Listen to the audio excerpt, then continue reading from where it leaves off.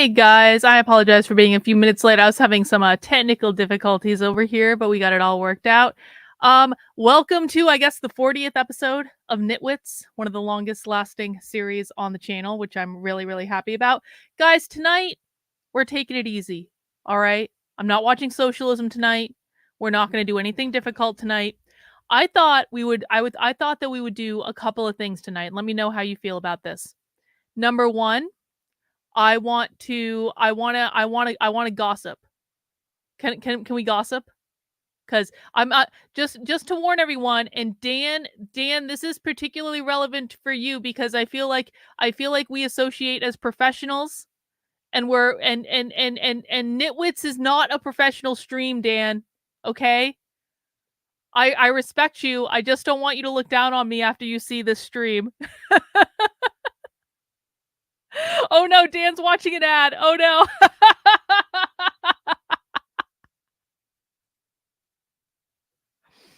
Okay.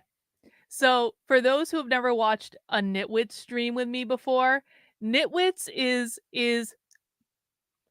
I am not my highest self on Nitwits, okay?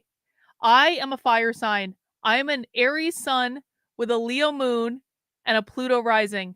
If you don't speak astrology, what that means is I am very, very, very, very, very fiery. And there are some times when I need an outlet to that fire where I can just be bitchy on the internet. And that's what Nitwits is about. It's not a serious stream.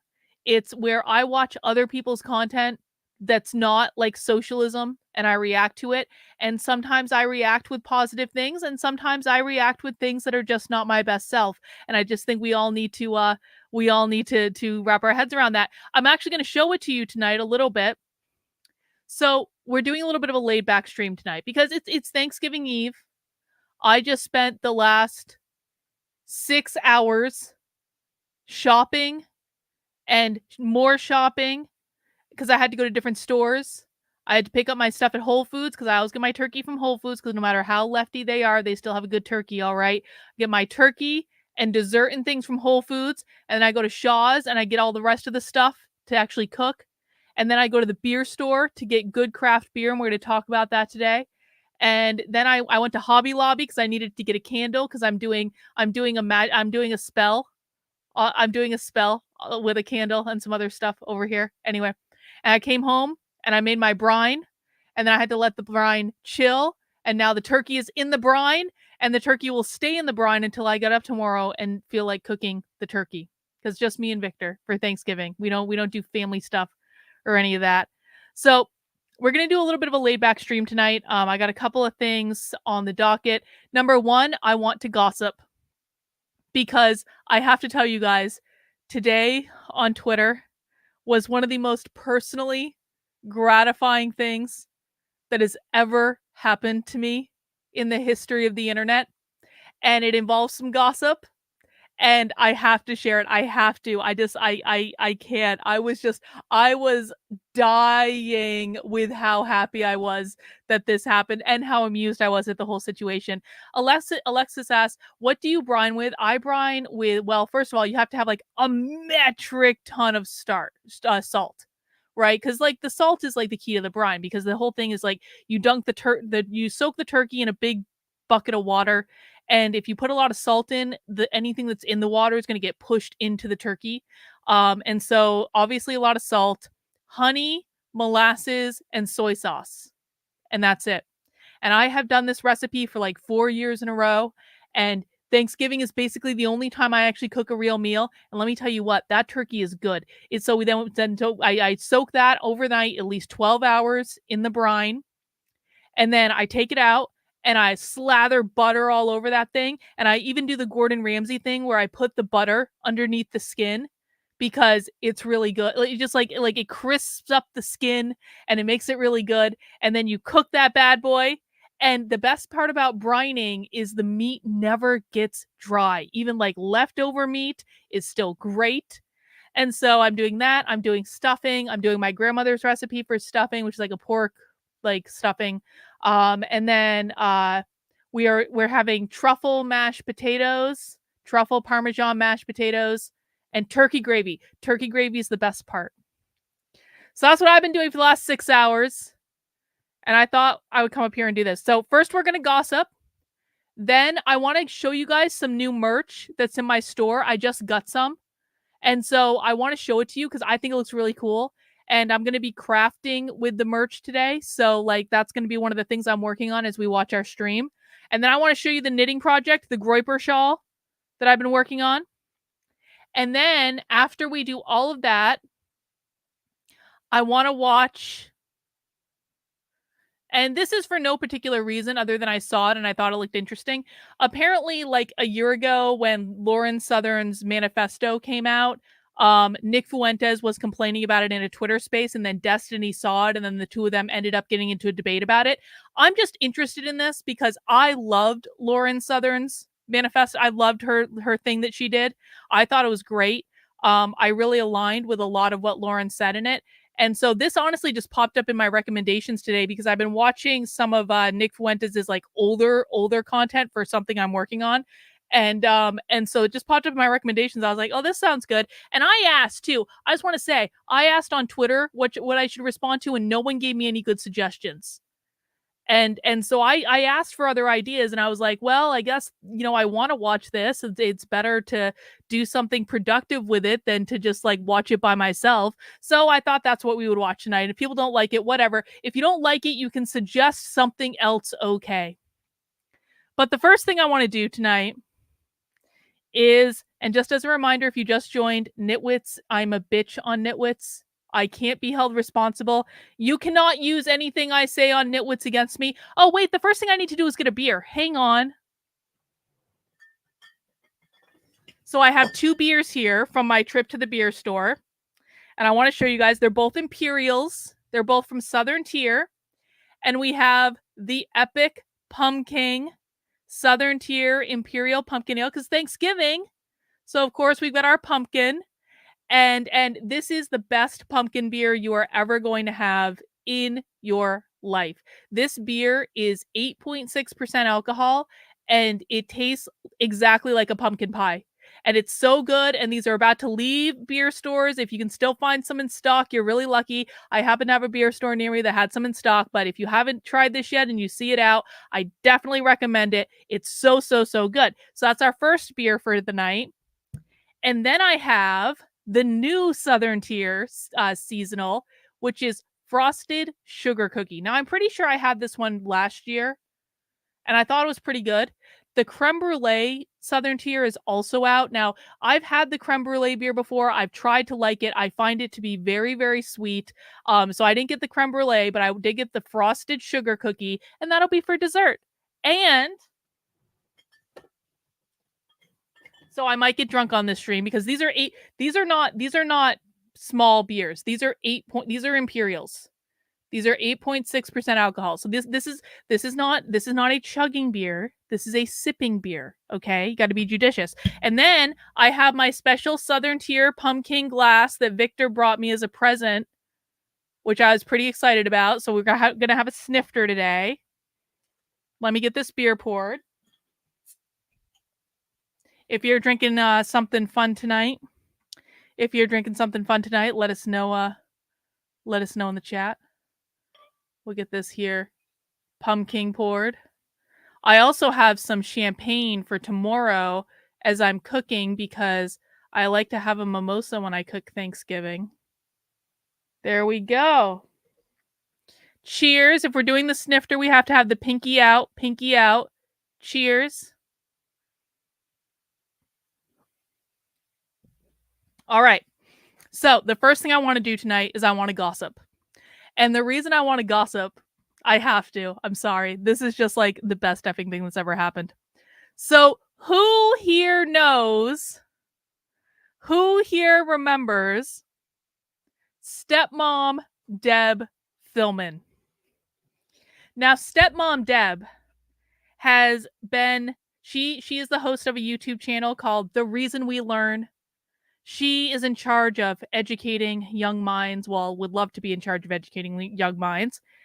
Deb has also been a raving lunatic about me on Twitter for 2 years. 2 straight years.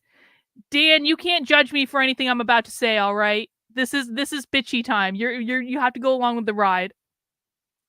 Deb has been a raging fucking lunatic about me on Twitter for 2 straight years, ever since I kicked her ass out of my community for trying to steal my ideas that I told her in confidence and pawn them off as her own. She and a group of other people, where I was like working with them in confidence on something, and she stabbed me in the back, stole my shit, tried to implement my shit. I found out about it and I kicked her ass out.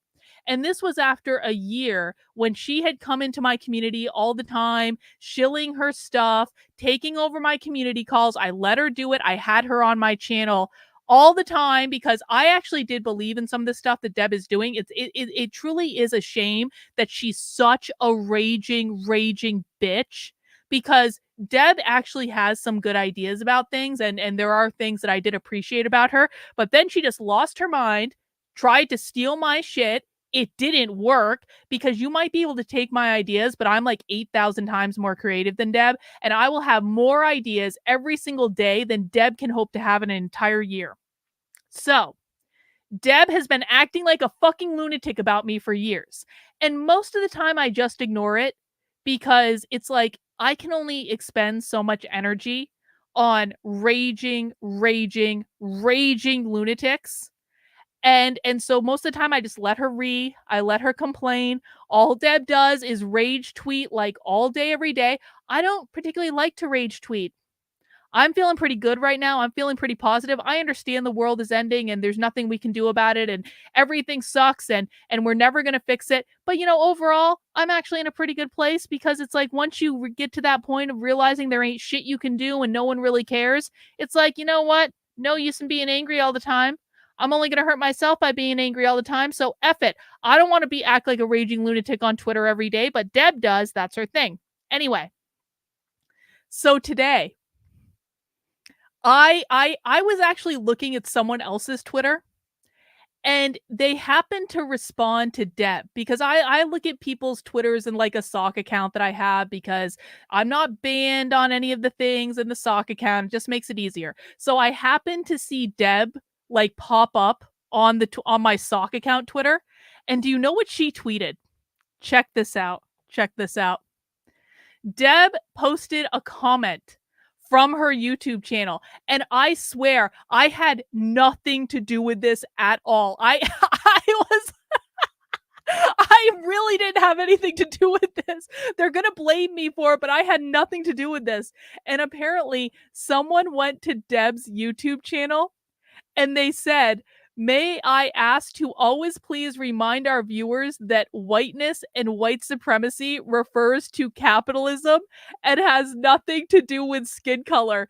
And Deb was so pissed off about this that she took a screen cap of a comment on her YouTube channel and said, "No, you may not," because Deb knows exactly where this comes from, because I am the only person on the internet screaming like a lunatic that whiteness means capitalism. Whiteness means capitalism. Whiteness means capitalism. It was so great. And then you even go into the comments and this person's like, "Yep, he's right, Deb. He's right." And some other people were like saying that I was right as well. We got Tate in here. This is Taten's Twitter account. It's just so crazy that Cheryl Harris, one of the prominent critical race theorists, specifically says whiteness is not a skin color. It is a form of property. Huh. I wonder what that property is. Probably bourgeois property, capitalist property, etc., etc. And then someone, and I have no idea who this person is, someone responded to Deb. They said, "This is that nonsense taught by Carlin, who believes socialism is strictly a lab experiment done in academia with no real world element that takes these terms at face value. It's not like, guys, it's not like we spend thousands of hours watching socialists in the real world outside of an academic setting. No, no, no. No, no. According to the lunatics who follow Deb Philman, I never watched socialism in the real world at all." Anyway, so I saw this, and this on the face of it, this on the face of it was like enough for me. I was like, listen, my day has been made. Someone told Deb Philbin whiteness means capitalism and begged her to tell her audience that whiteness means capitalism, which 100% comes from me. And Deb was like, no.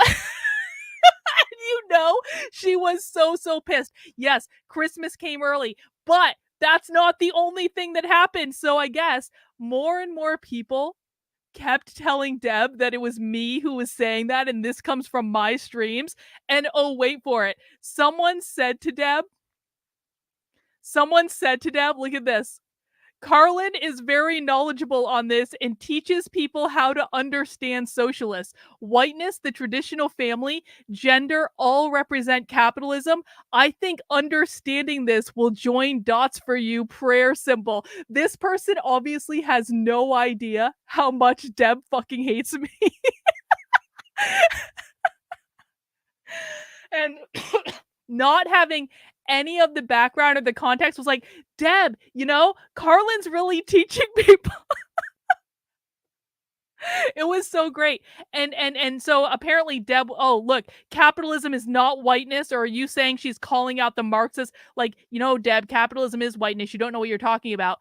But Deb then fucking retweeted that person because she was so pissed that this random person quoted me, that she retweeted it with this gif, and she tagged Carrie Smith, Mike Harlow, the Queen Queerin, this cunt, the fucking green-haired bitch, this asshole, this mentally retarded lunatic, Josh Slocum, and the cunt that's been stalking me for over 3 years. This is Deb's little cancel horde of all the people that Deb has worked with for years to try to destroy my work. And now people are quoting me to Deb, not realizing that Deb is an evil bitch. And Deb is like getting her Deb is like alerting the cancel horde. Oh my God, someone's saying good things about Carlin. No, we can't have that. No!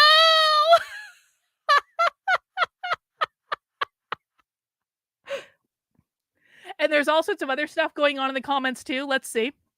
Who's got a pool of how long it will take her to screenshot this one from one of her birders to once again claim she's triggered me? Let me beat you to the punch. I'm not triggered, just rolling my eyes at what a silly place the internet is. Yeah, Deb. Yeah, you're definitely not triggered, girl. You're not triggered at all in any way. Yes, Deb still needs to get a man to tie her to the bed and dominate the fuck out of her consensually, Deb. Consensually. Deb, I swear to God, I swear.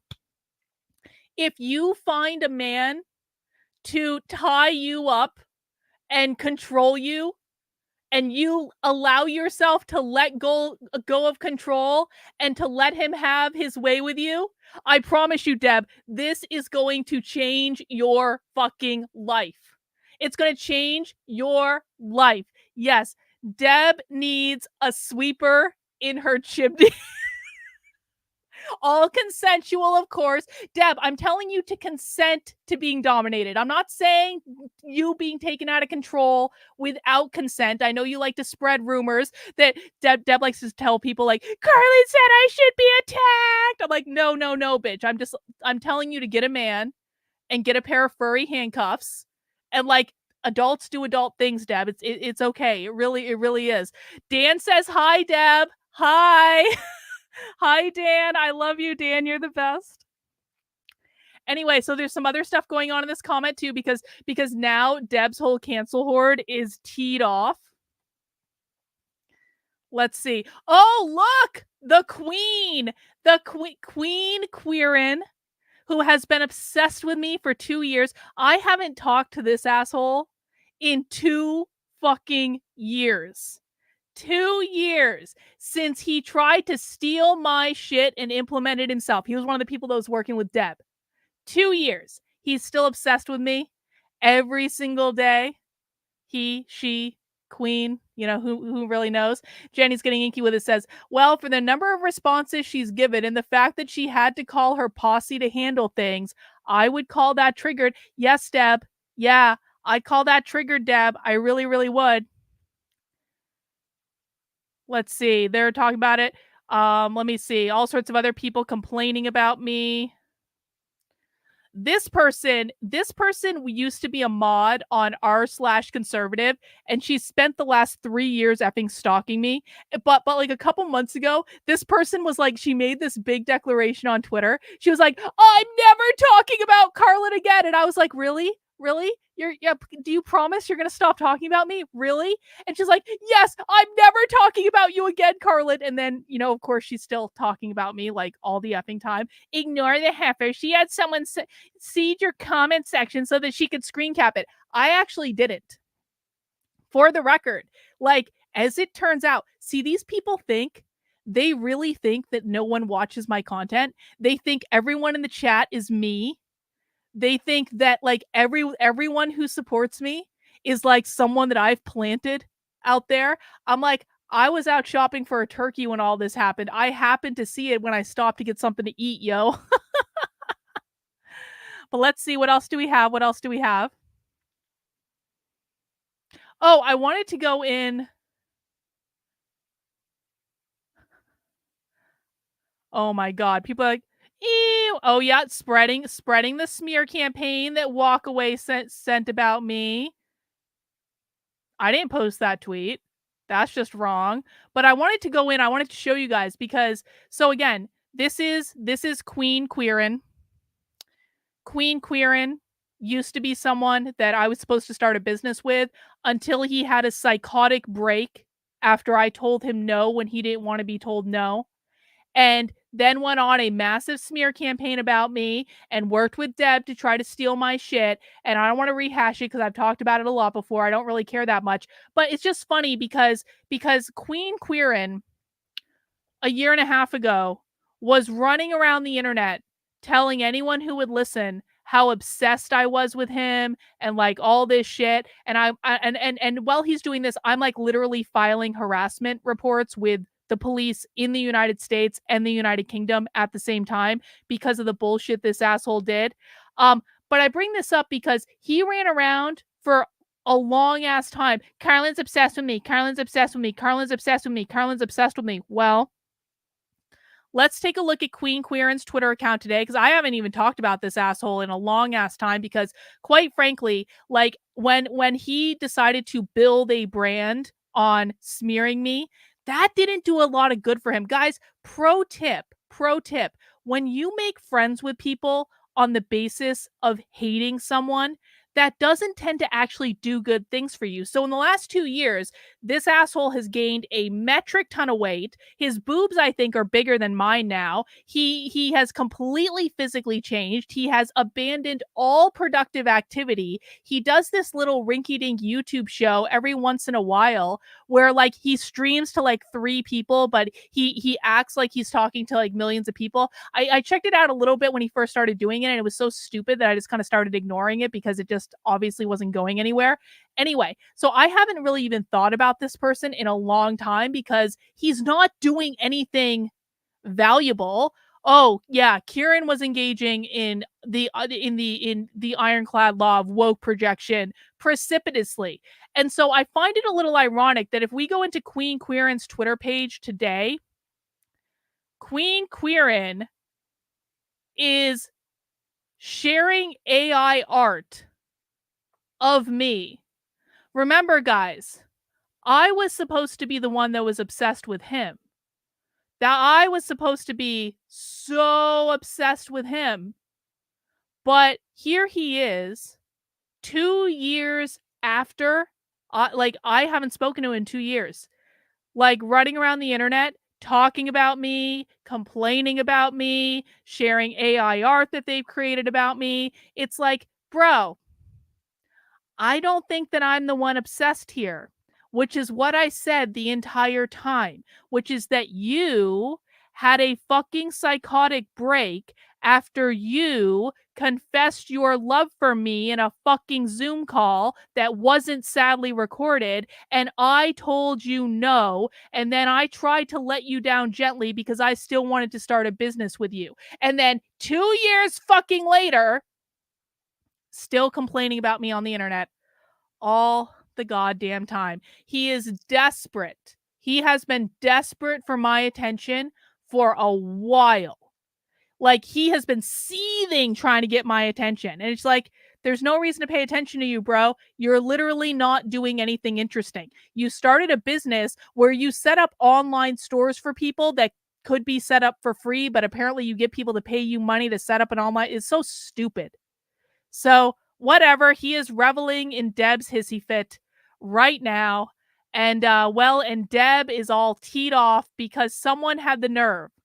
Reminder, all of this started because someone said to Deb, Deb, did you know whiteness means capitalism? And then someone followed up who has no idea about any of this at all. And they said, Carlin is very knowledgeable on this and teaches people how to understand socialists. Whiteness, the traditional family, and gender all represent capitalism. I think understanding this will join the dots for you. This person was trying to help Deb, and now they're all teed off. All because while I was out shopping for a turkey, people on the internet told Deb that I do a good job of covering socialism, and she just couldn't handle it. And I think it's great. I think it's so hilarious. This has just like made my night. And I also have to say, too, it really does. It shows me that my ideas are getting out there, and it shows me that people are listening and they're taking it seriously, and that actually feels really good. So, to the people who commented to Deb, not understanding that she's a psychotic cunt, I am very sorry that your ideas and suggestions weren't well received by her, but you know we're right. I know we're right. My audience knows we're right. And the fact that Deb Philman doesn't want to acknowledge that whiteness means capitalism, even though it obviously and clearly does to anyone who's paying attention, that just shows you that perhaps Deb Philman isn't the type of person that you want to learn about this stuff from. I'm just saying, we all have to make choices. It is what it is. Renan says, these people and their behavior is going to get us all gulagged. Ain't it the truth, Renan? Ain't it the truth? And Jenny's getting Yankee with it says, the fact that they are still doing this stuff years later suggests psychological problems, which I said from the beginning. If you'll recall, I said from the beginning that Queen Quirin had a psychotic snap right in front of me. This was 2 years ago. I haven't talked to him since. And all these people took him seriously around the internet because I had a mean tone. Well, no. You listened to a psychotic person. I'm sorry. You listen to a psychotic person. It is what it is. Anyway, that's my gossip. Thank you for letting me share it with you. Before we get to the video that we're going to watch, I want to show you guys some new merch that I just got in because it's really cool. And it does relate to the craft I'm going to be doing today. So you guys want to see some of my new merch? You can get this merch in my Unwoke art store, which is unwokeart.com. And I just ordered some samples and I'm really excited about it. So if you want to get some Christmas gifts and stuff like that, there's a lot of cool stuff there. We'll talk about that in a minute. Let me get some merch. All right. So the first thing we're going to look at is this t-shirt, which is the We're All Mad Here t-shirt. And I'm really happy with this. And I've got this on other stuff as well. You can get it on mugs, sweatshirts, blanket, poster. And this is part of my signature series. This is part of my Alice in Wonderland inspired series. And let me see how I can best show off the t-shirt.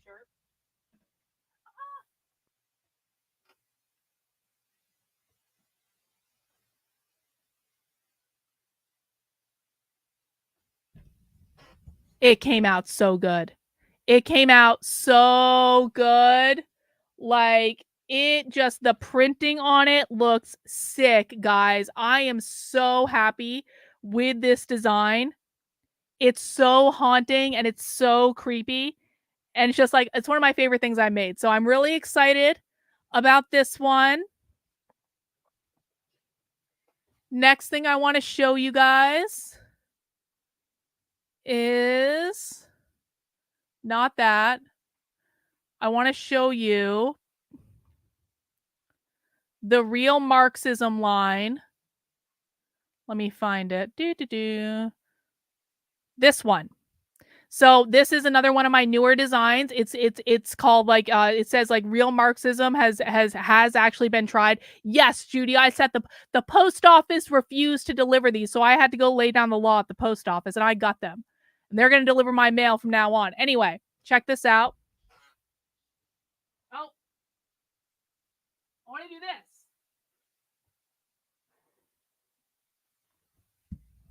I got to tell you, I'm really happy with the red on the t-shirt. It came out so bright and it looks so cool. It's so bold and it's a nice jersey t-shirt and I just love it. Like this is one of my new favorite designs. So I thought that one came out great and I also did it on a sweatshirt. Let's see. Let me just search real Marxism. I also did it on a sweatshirt. Not in the red. I did it in the black. Now, what was interesting to me about the sweatshirt is the sweatshirt design came out a little bit duller in the colors, but I actually kind of like it. Let me show you. Oh, not that one.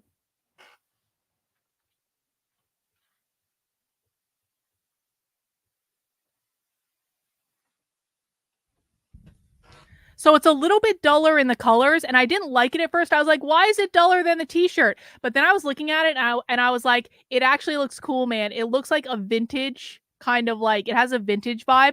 And I got this sweatshirt like 3 sizes too big for me, and I wanted to make like a nice baggy sweater. I'm gonna cut off the collar and stuff like that, but it looks cool. It looks retro, so I'm really happy with it. And then the last thing that I got that I'm gonna show you before we get into the main show, and thank you for indulging me here is I also got the Follow the White Rabbit on the sweatshirt. I got it in blue though. Hang on, let me pull up the blue one. I got this one. This is my Follow the White Rabbit. Oh, you can't see it. Oh, there it goes. My Follow the White Rabbit design. And it also did come out duller on the sweatshirt than I suspect it is on the t-shirt, but I still think it looks cool. So hang on. Oh,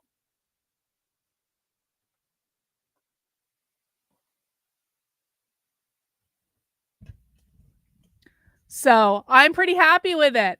I'm happy with it. I tried the sweatshirt on. It's super cozy. This is the first time I've sold the sweatshirts. So so that's some stuff I'm gonna be working on. I'm gonna work on cutting up like the shoulders on the t-shirts. I also have another one that's coming that just hasn't come in yet. I'm gonna work on cutting the collars off the sweaters because I want the sweaters to be like uber like baggy and like can fall off my shoulder and stuff like that. So that's one of the projects I'm going to be working on the stream. What is White Rabbit? Is Alice in Wonderland Tayton or the Matrix? But Follow the White Rabbit. Like a lot of my designs on the Unwoke art store are inspired by Alice in Wonderland because I like the imagery of it. And guys, there's lots of great stuff you can get in the merch store. I'm going to be adding some new merch this weekend to get all ready for the holidays. I got some cool things planned. So if you're looking for some holiday gifts, check out the store. And I'm glad you let me show you some of the merch because I'm really happy with it. I think it looks great. I think it looks cool. I mean, come on. Come on. It looks so good. Come on. All right. Thank you for indulging me. And now I'm going to have a sip of my beer. Cheers, everyone. Let's get into our main show. So, the reason that we're watching a Nick Fuentes video tonight, well, the first reason is I honestly didn't want to be really clear. I actually didn't want to watch anything with Nick in it.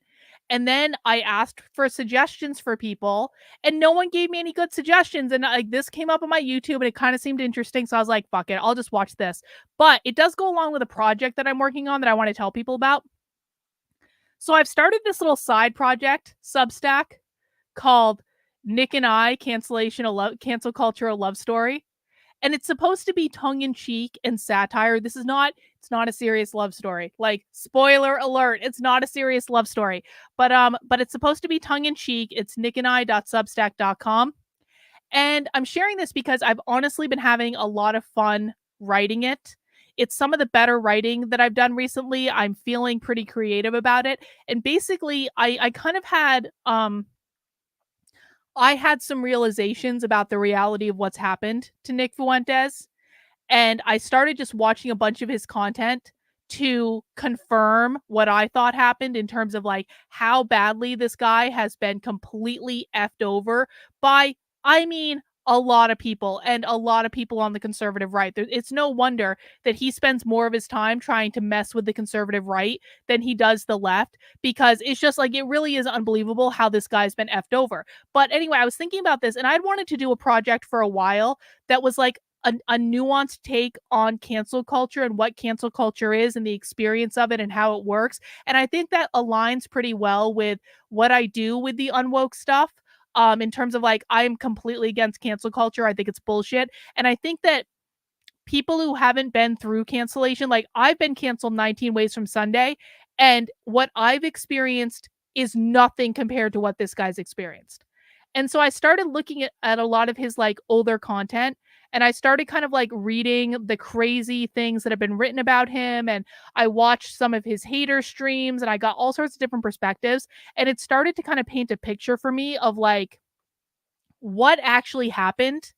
And I started seeing a lot of parallels between what he's experienced and what I've experienced. Again, everything that's happened to me on a much smaller scale than what he's experienced. And so I had this kind of crazy idea one night. I was meditating and this idea came to me, and I fully believe that this idea was like channeled from spirit. I really do. I don't think I came up with this because I was meditating and the idea just like flew into my head, and I could see the whole arc of it. And it's hard for me to explain the arc of it, but like I can see the arc of it. And so this Substack is going to be like a basically like a book length project where I'm going to discuss different aspects of cancel culture, different aspects of my experience, different aspects of what I've observed from his experience. And I want to try to weave it all together in like something that's a little bit satirical, a little bit punk, a little bit like dry humor. Like I think the writing in it is interesting. Like I actually feel really good about the writing in it. I'm really happy with it. And I think I'm one of the things I like about Nick is that he brings up so many different questions about cancel culture, like interesting things to consider in terms of like, is what happened has happened to him right? Should it have happened to other people? Like what, like the just like the ins and outs of like the detail and nuances of it that I just think are interesting. And it can all the content can go in a million different ways, and there's so many things I want to write about and associated with it. But the whole idea is like Nick is the protagonist in this, but I'm the narrator, and this is my story, and this is my perspective, and this is my point of view, based on having been through cancel culture and like the similarities that I see between what happened to me and him, and like where I think he's gotten into trouble and where I think people misunderstand and all that, because it's interesting to me. It's like I like observing social systems. I like observing these sorts of things, and I'm having a lot of fun writing it. So in the course of doing this, I've been just watching a lot of his older content because it helps me get more perspective on who he is, things he's said, how he's changed, stuff like that. And so the reason that we're watching tonight this video with it's on Destiny's channel. Destiny listens to Fuentes ran about Lauren Southern's manifesto leading to a debate. There are a couple reasons for it. Number one, I loved Lauren Southern's manifesto. I loved it. I thought it was great. And again, kind of like with Nick, like there were so many parallels with things that Lauren Southern have experienced and what I've experienced that I think it really resonated for me on a really personal level. And so I saw this pop up in my recommendations, and I don't watch Destiny, to be honest. I know a lot of people are obsessed with him. I really have never actually watched Destiny besides when Trendlin made me watch the fucking whatever podcast, which was one of the stupidest things I've ever watched in my life. And we will never watch the whatever podcast again. I can't do it. Like there's only so much stupid that I can integrate into my experience, and that was just it was too much. Okay? It was too much. Anyway, I don't watch Destiny. I don't know that much about Destiny. I know that Nick and Destiny used to be kind of maybe friends and had a falling out, and now Destiny has blocked Nick on Twitter, and Nick is like complaining about Destiny not being able to do states on a map or something like that. And by the way, can we just do that states on a map thing real quick? Hang on. Has anyone done this? Like, I saw this was like a thing a couple weeks ago, and I wanted to do it on a stream to show people how ridiculous this is. Do you guys mind taking a minute so I can do the states on a map quiz? Can we do that? Hang on. Where the fuck is it? Hang on. Because apparently a couple weeks ago, Destiny did this like map quiz thing where he only got 60% of the states like right within 4 minutes. And then Nick was like, "You're a fucking moron, bro." And then Nick did it in like a minute and a half or something like that. And so I just want to do this really quick to see if I can do it. I know I can. I did it 2 weeks ago. Okay. West Virginia. Da-da-da. We're going to see how quickly I get on this. Now I feel pressure though. Dakota. Alaska, Arkansas.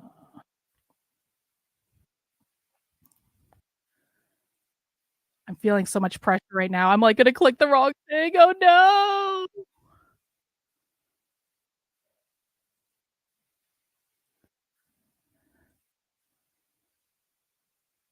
Oh, fuck. God damn. Got that mixed up. Wisconsin.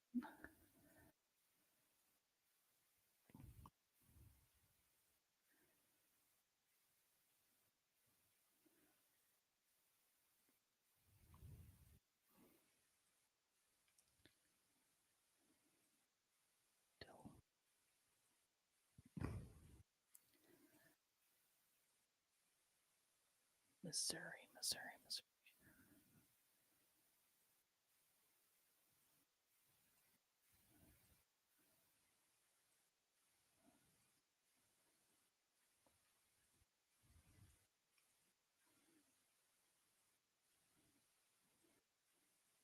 Oh, so I fucking got Mississippi and Alabama mixed up, but I think I did pretty good.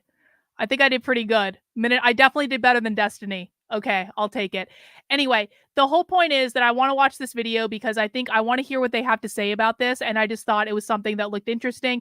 If you guys have other ideas about things you want me to watch, that's fine. I will take suggestions. Before we get into it, I do want to make sure I show you guys what I'm knitting tonight because I am working on the Groiper shawl. This is the last thing before the video. I'm working on the Groiper shawl. I'm almost done the Groiper shawl, but I'm in the middle of a row, so it's hard for me to show you.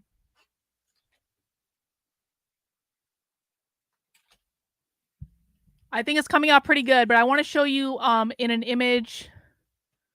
So I'm working on right now. So here, this is obviously not the same colors I have. I'm working on this section down at the bottom, but this is what it's going to look like when it's all done, but mine's going to be in green. And this doesn't have the fringe. So I'm going to be doing fringe on the bottom, those little tassel-y things, and that's what the bottom actually looks like. So it's coming along. You can see it has the band image in the middle of it. So that is one of the things I'll be working on tonight. I'll be working on crafting these t-shirts as well. And so that's what we're doing. And with all that 40 minutes of preamble out of the way, let's watch the video. Who's ready to watch the video? I'm ready to watch the video. Okay, guys, mount the like button for me if you want to. If you don't want to, that's fine too. And I want to remind everyone that we're just hanging out tonight. We're relaxing. We're having fun. I do ask that people do have some sense of decorum in that I don't want to be insulted. I don't want people in my chat insulted. But if you guys want to insult the people in the video, I have no problem. If you want to be bitchy and rage filled, direct it towards the people in the video. Okay, just not people here. We're nice. We're chilling. We're having some drinks. We're getting ready for Thanksgiving. Cheers, everyone. Thank you for stopping by tonight. Let's watch. Unless you think that like not liking women participating is like a key aspect of your political movement or project. Well, it is, but also case. Wait, why? Well, because we believe that men and women are different, and By the way, I don't actually think that they mind women participating because if they actually cared about women not participating in politics, Michelle Malkin wouldn't have been involved with them. Marjorie Taylor Greene wouldn't have been involved with them. Like, if you don't want women involved, you just don't have women involved. I think that well, hold on, but different in that like they can't even contribute politically. That's just impossible. Yeah. Are you kidding me? The right wing is a documentary mill. Have you ever heard of a man named Dinesh D'Souza? Are you serious? Why would you even ask for that little bit of money? Right. Sure, give me a number, give me a fact, give me a figure, give me a person. I don't listen. I didn't know exactly. Dude, that's the issue. Money. Well, yeah, I don't have like a receipt. The white fertility rate is still less than 2. Don't just sit here and give me this weak ass. You've changed, Nick. You've changed. You guys told me you used to blame the Jews on 70% of your problems, and now it's 30 to 50%. So you seem like you've changed a little bit. Fuentes talking about the Lauren Southern Manifesto. You dumb bitch. Oh shit, we have drama. We see a lot of that lately. And I hate that. I hate the tell-all, go on a live stream, go on a video, cry about Really? No, cry about this or that. Really? Really? Okay, I'm sorry. I have to push back on Nick here. He hates the tell-all. Like one of the Twitter spaces that I heard Nick on Twitter not that long ago was when Nick was revealing all on Baked Alaska. And listen, I don't judge. I like gossip. I like bitchiness. I'm not saying it was a bad thing, but it does seem a little disingenuous to hear to hear Nick say, like, I really don't like these tell-all things where they do documentaries and stuff like that, because Nick has done exactly the same thing. I was in the goddamn Twitter space when he did it to Baked Alaska. So, I don't know. Seems a little contradictory. I used to be all on board with this thing. I used to be all on board with this person, but now I'm not. And now I'm going to air their dirty laundry. Now I'm going to throw them under the bus. Now I'm going to empower myself by being the witness. I'm cutting the collar off this sweater. Like Satan, by the way. So it hangs on my body more. And so anyway, I hate that. I hate when people do that. But here's my point. They all have the same thing in common, which is this. The witness, the teller, the accuser is exculpated from... Exculpated. They're exculpated. I was going to say exculpated from guilt, but that's what the word means. They're exculpated by the fact that they are stupid and that they are ignorant. That is what they all have in common. Because you might look at a person like Lauren Southern, and the sort of, natural question is, okay, you worked with all these people. You worked with all... Papa, we don't smash on this channel. We're not having dirty teenage sex on this channel. You mount that like button like an adult. All these people for years. Oh shit. You promoted them. You were associated with them publicly. You did business with them. And you haven't said anything for years. And so the question is, so what gives you the right to sit here now? Why do you think he's a coward? Place the blame. Why are you innocent? Why should we listen to you? What did he do to be a Lauren coward? Southern is going to come out here in 2022 and say, well, Milo did this and Paul did that and this one did this and this one did that and this one is evil and this one is corrupt and this one is greedy and so on. And it's like, wait a second. You only know all this because years ago you were friends with all these people and you had a professional relationship with these people. You worked for or with these people. And it's like, so don't you then share some of the blame? If all your friends are evil, if all your friends and your enterprise and your profession is evil and you were in it for years and you didn't say anything for years, is there not a complicity? Is there not? That's a really good point that Nick is making. So and listen, man, again, I understand Lauren Southern's perspective from the manifesto, at least, but Nick is making a good point. If these people were really that evil, why didn't you say anything at the time? Because any influencer that I've ever worked with or gotten wind of that's evil, I fucking said it when I knew about it. And I burned a lot of bridges doing that, but it was the right thing to do. And once you find out people are evil, you don't continue to suck up to them because you think they can make you successful on the internet or whatever. Evil is evil. And if they're gonna stab someone else in the back, then they're gonna stab you in the back at some point.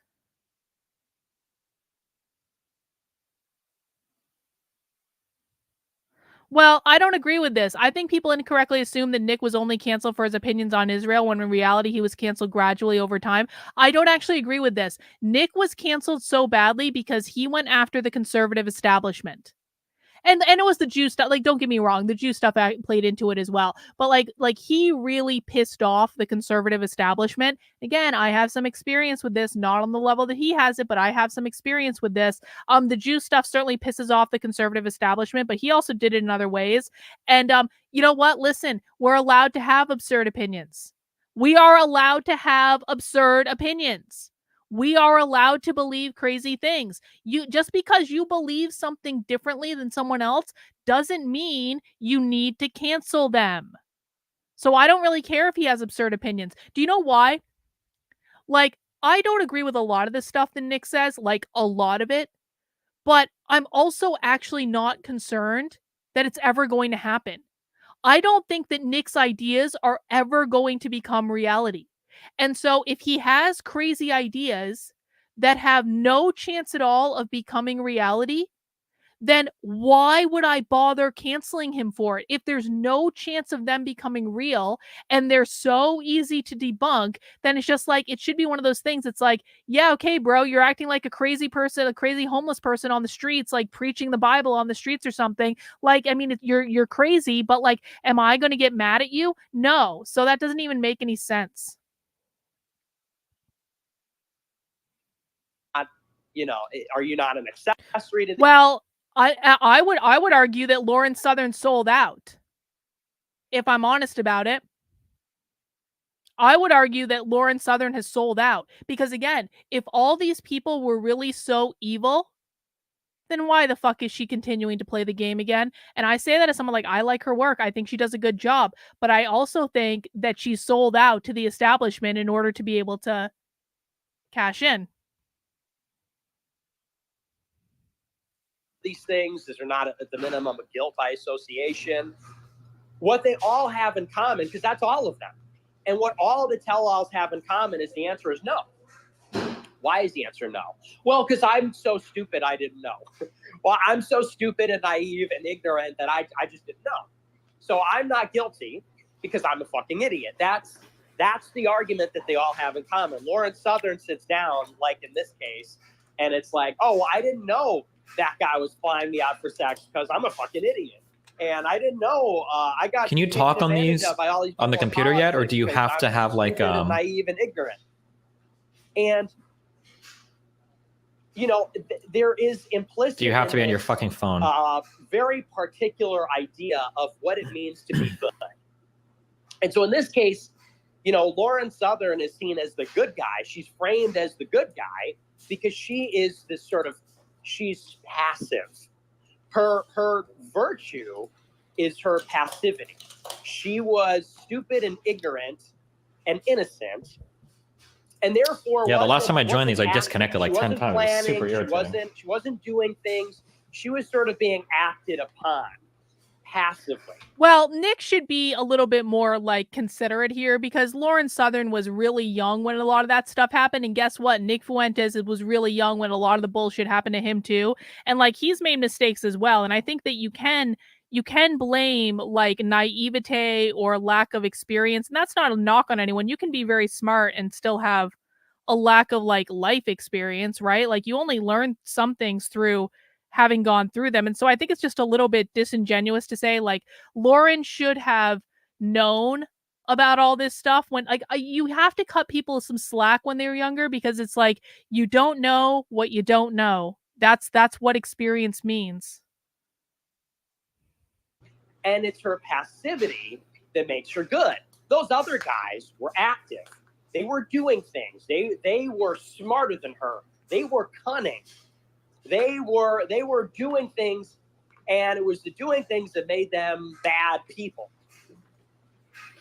You understand? You follow this? They were smart and cunning. She was stupid and ignorant. They were active. She was passive. They're evil, and she's just innocent. Her goodness comes from her innocence. She didn't do anything good. Did she? Are we really going to make the argument that Milo is not evil? Nick, of all people, should know that Milo's evil, and he damn well probably knew it when he did this fucking Twitter space. Like, you're really gonna make the argument that Milo is like a cunning fucking saint or something like that? Please. Did she like reform the system? No. Did she kick ass behind the scenes and set things right? No. Did she do? Okay, fuck. I DM'd him on Discord if he wants to chat. I'm not gonna do the mobile fucking. I saw you doing. I tried to listen earlier. I'm gonna be totally honest with you. Twitter Spaces trigger the fuck out of me because anytime I try to join on my phone, I tried to join your last one. I got cut off like 3 times because you're DC, so I stopped listening. But seemed like you were going over the Lauren thing. You had some problems. Yeah. So I haven't watched the whole thing yet. It's 3 hours. Jeez. Did you watch the whole thing? The whole thing, start to finish, yeah. You did? Yeah, of course. That's free content, baby. I'm a streamer. Yeah. Of course, I put somebody else's video on for 3 hours and watch it on my shit. That's what we do here. I know. Yeah, I'm gonna do it too. I'm gonna do it this week, but it's just that's such a bear to get through. Like 3 hours of Lauren Southern. 3 hours of somebody shitting on the right? That sounds like a dream. What do you mean? Yeah.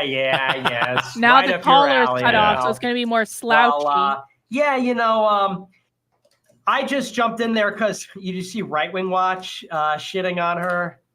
No, I or maybe I have. I don't know. It feels like everybody on the right shits on everybody on the right. So I'm sure I've seen it. Or what is it? Truth. Right Wing Watch is like they're like the Huffington Post or whatever. Their job is like to write. Well, Huffington Post has writers like this. Their job is to write about people like me and talk trash or whatever. Based. And yeah. I hope they write about me soon. But yeah, go ahead. Yeah, honestly, they might. But so they tweeted about Lauren Southern that she apparently in the video, she talked about how some guy flew her out to California and then expected her to have sex with him. Mm-hmm. She was like surprised by that.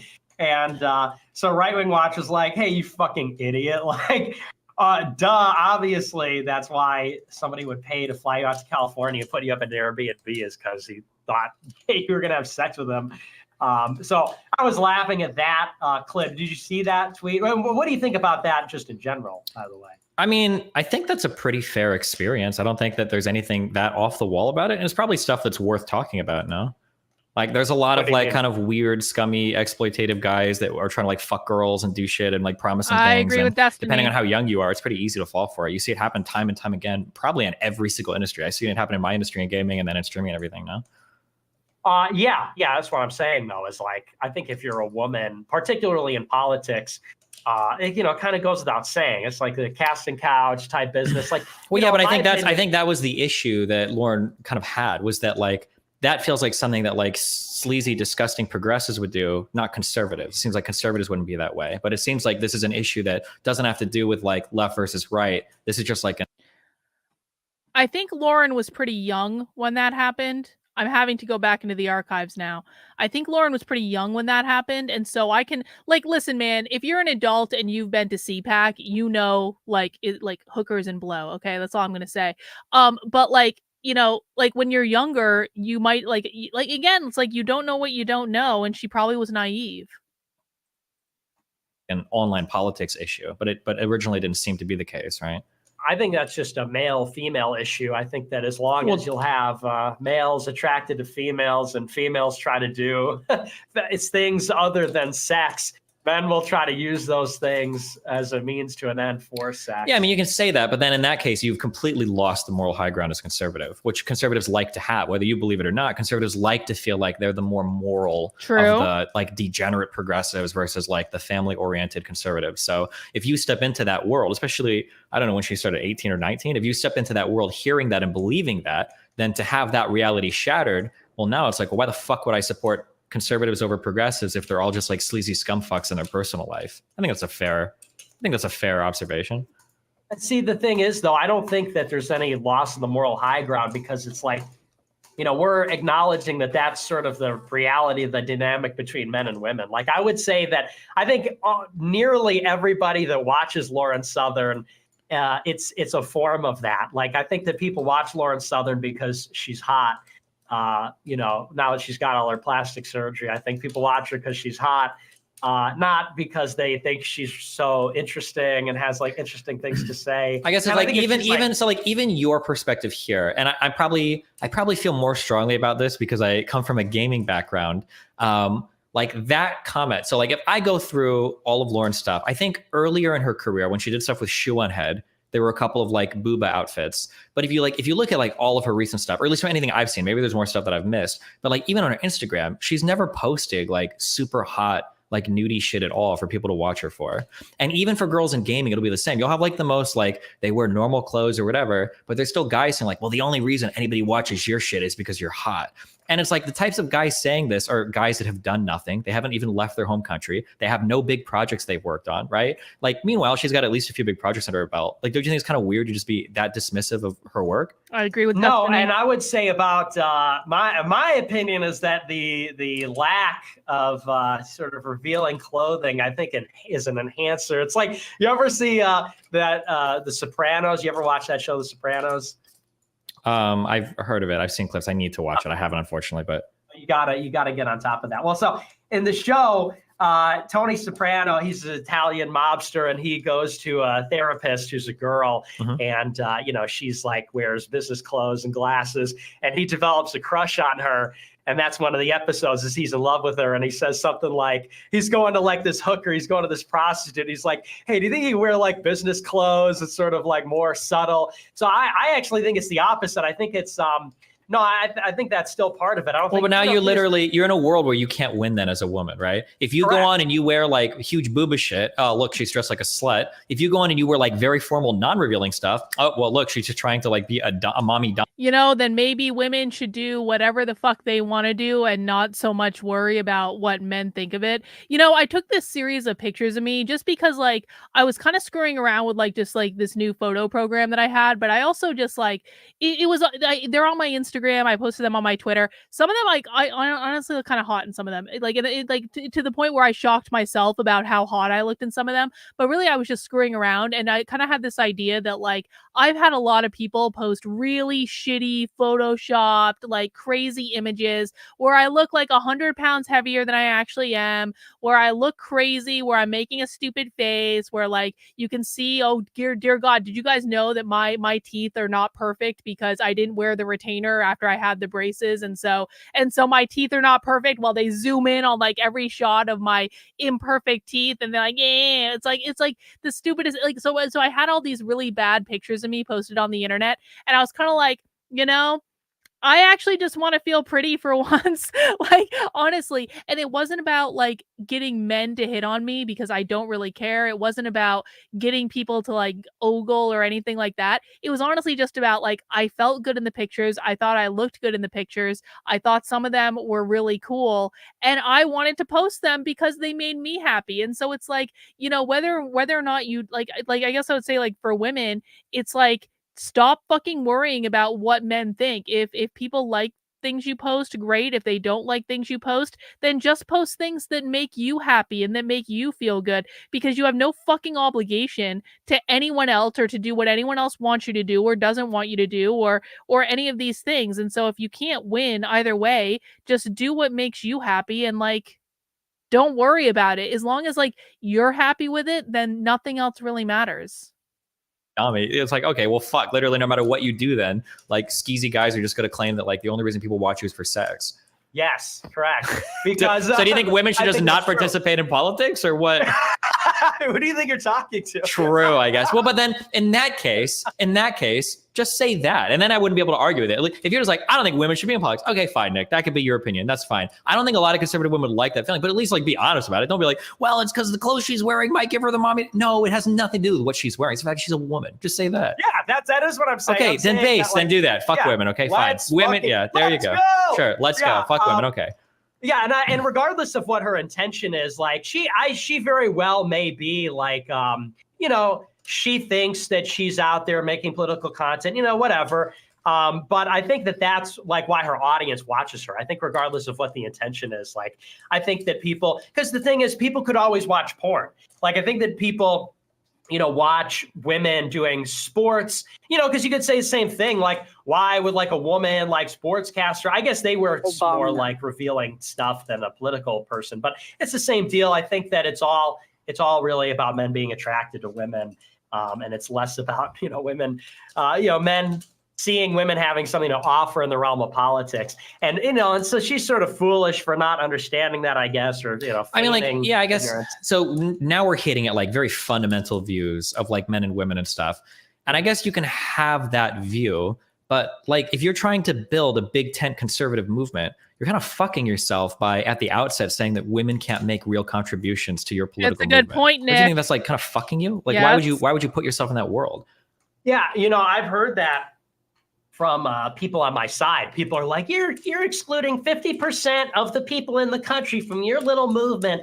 But here's the thing, Destiny, is that, you know, if we say that women can't do politics, then women not being in our politics is not like a huge loss. You know what I'm saying? And this kind of gets to the point of like, I don't believe in democracy. I don't believe in like, let's get like half the people or even like a plurality or lots of the people. If we get like a smaller percentage of really good, like a really solid demographic cohort, that will be better than if we have more people, you know, or that. See, and this is why like it doesn't bother me at all that Nick has crazy ideas.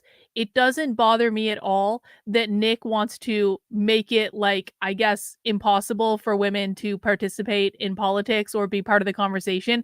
Like, he's allowed to think that, but can we just like hinge into reality? It's never going to happen. There is no universe in which this is ever going to become reality. And so it's like, am I going to waste time being upset about this or arguing about this with him? No, I'm going to be like, okay, Nick, yeah, okay, I know women shouldn't participate in okay, all right, okay, you know, bless your heart, honey. And it's like, there's no use in being upset about this. He's allowed to have crazy ideas. I think that Nick does make good points I've heard in other videos about, like, if women are going to get so emotional over being told that they shouldn't be allowed to be in politics, then maybe that's a sign they shouldn't be allowed to be in politics. And I'm like, that's actually kind of legit. Like, if women can't hinge into reality and, like, stop playing this emotional feelings game, then I can kind of understand his perspective. At the same time, are women the only people who play the emotional feelings game? Because Ben Shapiro has been living in his feelings for almost 2 months now. And like like Dave Rubin is deep in those feelings. Like Gad Sad is deep in those feelings. There are so many people right now that there's so many men, so many conservative men that are deeply hinged into their feelings right now and have no semblance of reality at all. And quite frankly, you have women like Lauren Chen, you have women like Kim Iverson that are keeping a really level head about all this stuff, while some of the men are hinging into like ridiculous absurdity. So, I personally do not agree with Nick's perspective that women should not be allowed to participate in politics. There is no universe in which that's ever going to happen in reality. And so he can have all the fantasies he wants about a man-driven patriarchy, Christian nationalist monarchy, whatever it is. Fine, man. Let the kid dream. Let him dream, because it's never going to happen in reality. Could be better than having simply more people. It's what kinds of people do you have? You know, like, for example, we have a lot of tech guys. A lot of tech guys are very right wing. And I don't really want to get into that because that's like a whole different conversation. But there's a lot of like crypto tech people that are very right wing. A lot of like young, white, savant, autistic types are like some of them obviously very left wing, but some of them very right wing. And it's like those are high impact frags. Okay, to have or high impact frags. Yeah, you can say that, but like look at the type of movement you're building at the end of the day. One, you're gonna have a hard time winning votes if it comes to that point, because now you've written off women completely. And two, now you're like even furthering this huge kind of like incel problem or caricature or accurate stereotype of your side, because you're literally explicitly excluding women from the movement. Why would you want to do that?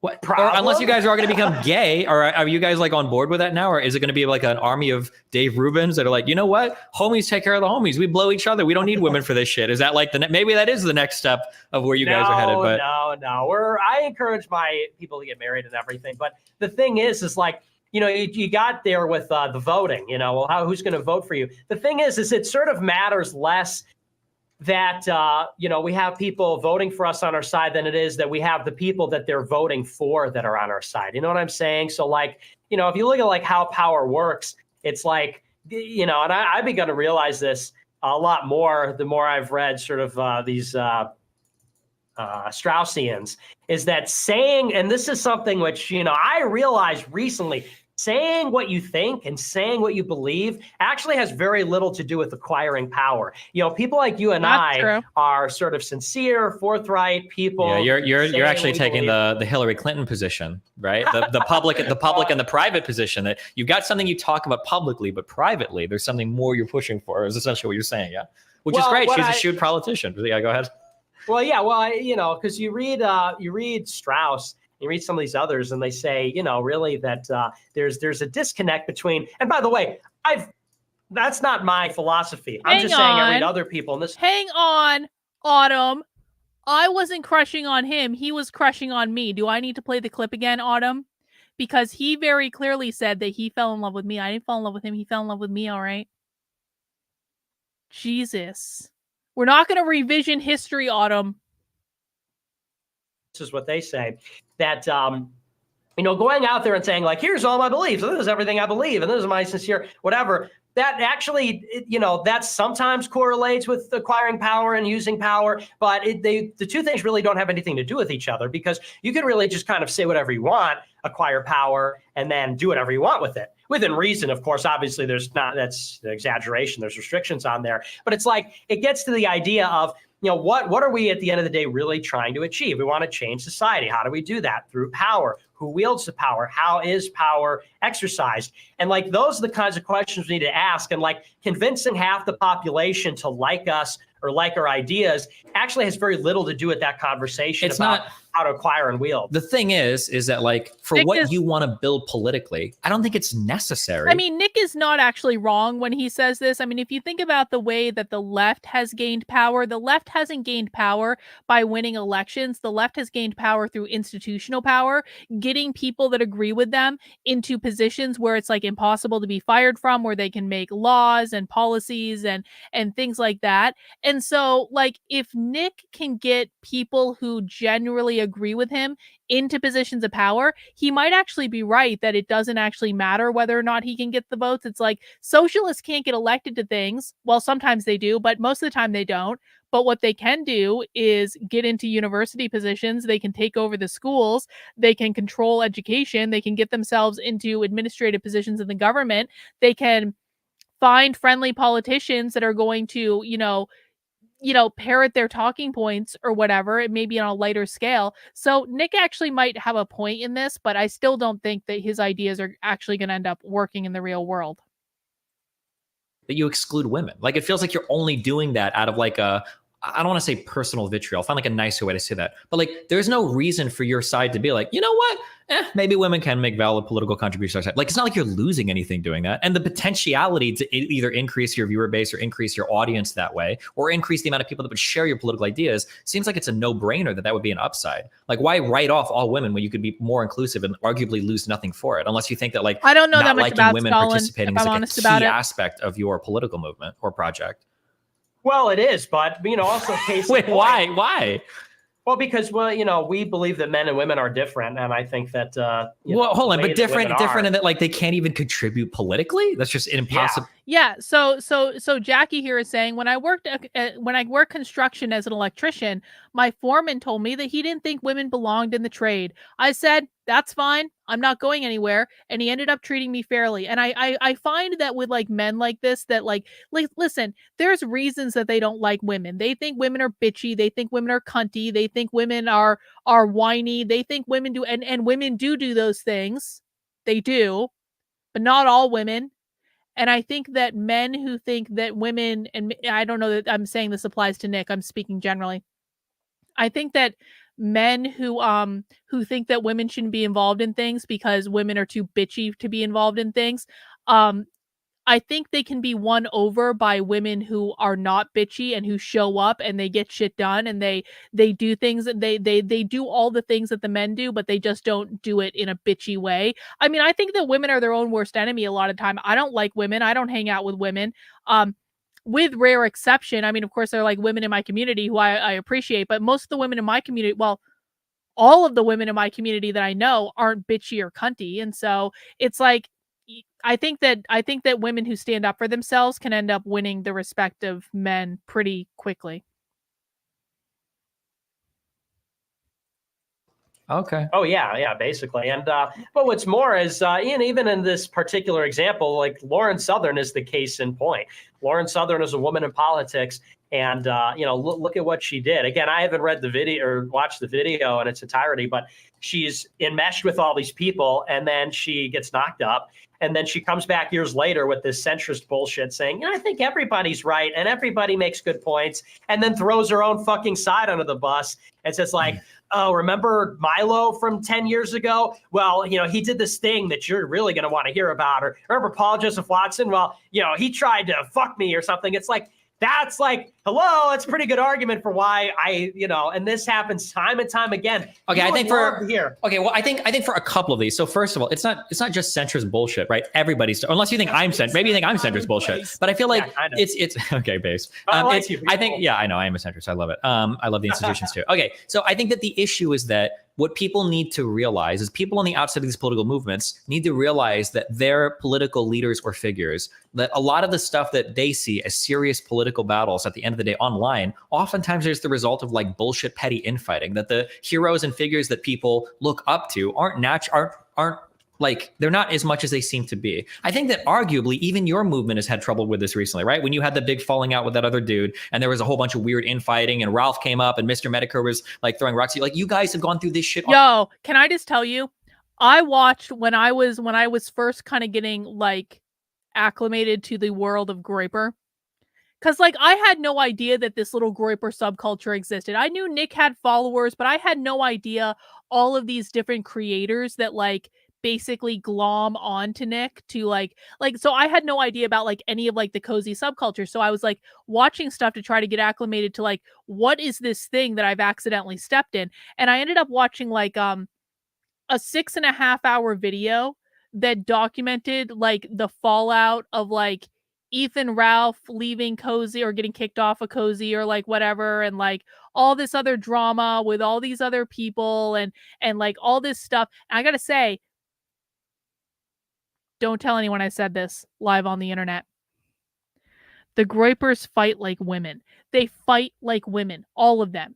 All of them. All of the infighting around Cozy with Ethan Ralph and Big Tech and Baked Alaska, etc., etc., etc. And if you don't know what I'm talking about, don't worry about it. But I watched the Medicare stream too. I watched that. That was like, I didn't understand it. It was so ridiculous.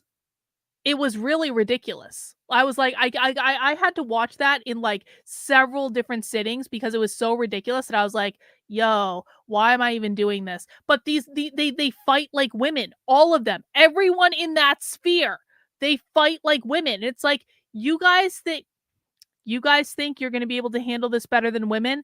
I just don't know about that. They were so bitchy, Sin. They were so bitchy. It was like, in some I was like, whoa, you're like more bitchy than most of the women I know. What is going on? I have heard about the Sissy Squad. I don't really know that much about it, but I've heard of it. Fun fact, Black Swan blocked me on Twitter, and I don't know why, because I didn't block him. He blocked me. And I don't know why, because I never interacted with the guy. I have no idea. So yeah, I've heard about it, but I don't know that much about it. On your own. So I don't think there's anything necessarily wrong with somebody coming on to be like, hey, for you guys that think that this is what the scene was like, this is what it's actually like. I feel like you want more of those exposés because you want to weed those bad actors or those losers that are just out there trying to fuck other political people or don't believe in their political values or are lying about everyone else. Wouldn't you want those people outed to like strengthen your political side? Yeah, I agree with you that, but yeah, I mean, Lauren Southern is one of those people who is weeded out as somebody who is, not really. Are you saying like? Yeah, but like, hold on, but like weeded out now. People out, or no, like, yeah, that like an expose like that would theoretically, like, I don't think she's talking about anybody relevant now, but I like in the reverse, like she weeded herself out as untrustworthy. I guess like, because when I think of, because people always ask me, why do I talk to people like you or people like Lauren? People ask me this all the time. It's one of the biggest criticisms I get. And my response is that I respect you two because both of you are working on building real political projects. You've got your whole movement. You got a website. You do AFPAC. I respect that. Even if I think your views are batshit insane, I respect the work that you put in. But I would say the same with Lauren too. Like she did documentaries on topics when people are barely willing to do like prepared content on YouTube. And the fact that somebody would go out and like film stuff on the ground and do like a whole show. She did the shit about South Africa. However much I disagree with farmlands and that message or whatever, at least it shows like a commitment to a project. Like you have to admit that she's willing to put in more work than 99% of other conservative or even alt-right or even far-right like political. I actually agree with Destiny on that. Like even, and this is another thing that like I actually do respect about Nick too, is like again, I don't agree with a lot of the shit that guy says, but he is putting in the work and he is actually doing something real. And I have an appreciation. I completely agree with Destiny for anyone that's willing to go out there and to try to actually do something that's real and not just internet bullshit and complaining and bitching and backstabbing and drama and hyperboles and like out of context bullshit and like, you know, blood sports and like all this shit. It's like there are so few people who are out there doing anything of like any significance that I have to give you props. And again, like, even if I don't agree with you, like, I have to give you props for like, you know, you're trying and you're putting yourself out there. And that's not an easy thing to do, especially when some of these people, and again, Nick especially, has the entire system working against him. Like, it's honestly amazing what he's built, having the entire system work against him. So respect. Political commentators. You don't think that's worth anything? No, not really. I mean, I think that there is something to be said about a person that takes initiative and takes on large projects. And, you know, she took on some documentaries, but, you know, she also got paid fabulously for it. And if you look at the— Wait, hold on. Paid fabulously for it. In what sense? Do you remember there was like a running joke on the right wing where she on her Patreon had like some exorbitant benefit where it was like, get on a 15-minute Skype call with me. And it cost like $10,000 or something ridiculous. Yeah, but like the thing is if I were to ask you for this, none of you guys have sources for how much money was made on that. None of you have sources for how— I don't think anybody on that side is like cashing out huge amounts on Patreon. Oh, Destiny, believe me, like, trust me. Okay, hold on. No. I'll go one step further. I know that nobody was making huge. That is just not true. And I know I can say that because if you can give me sources on that, I'd love to see it. And I hate to be like that. Sorry.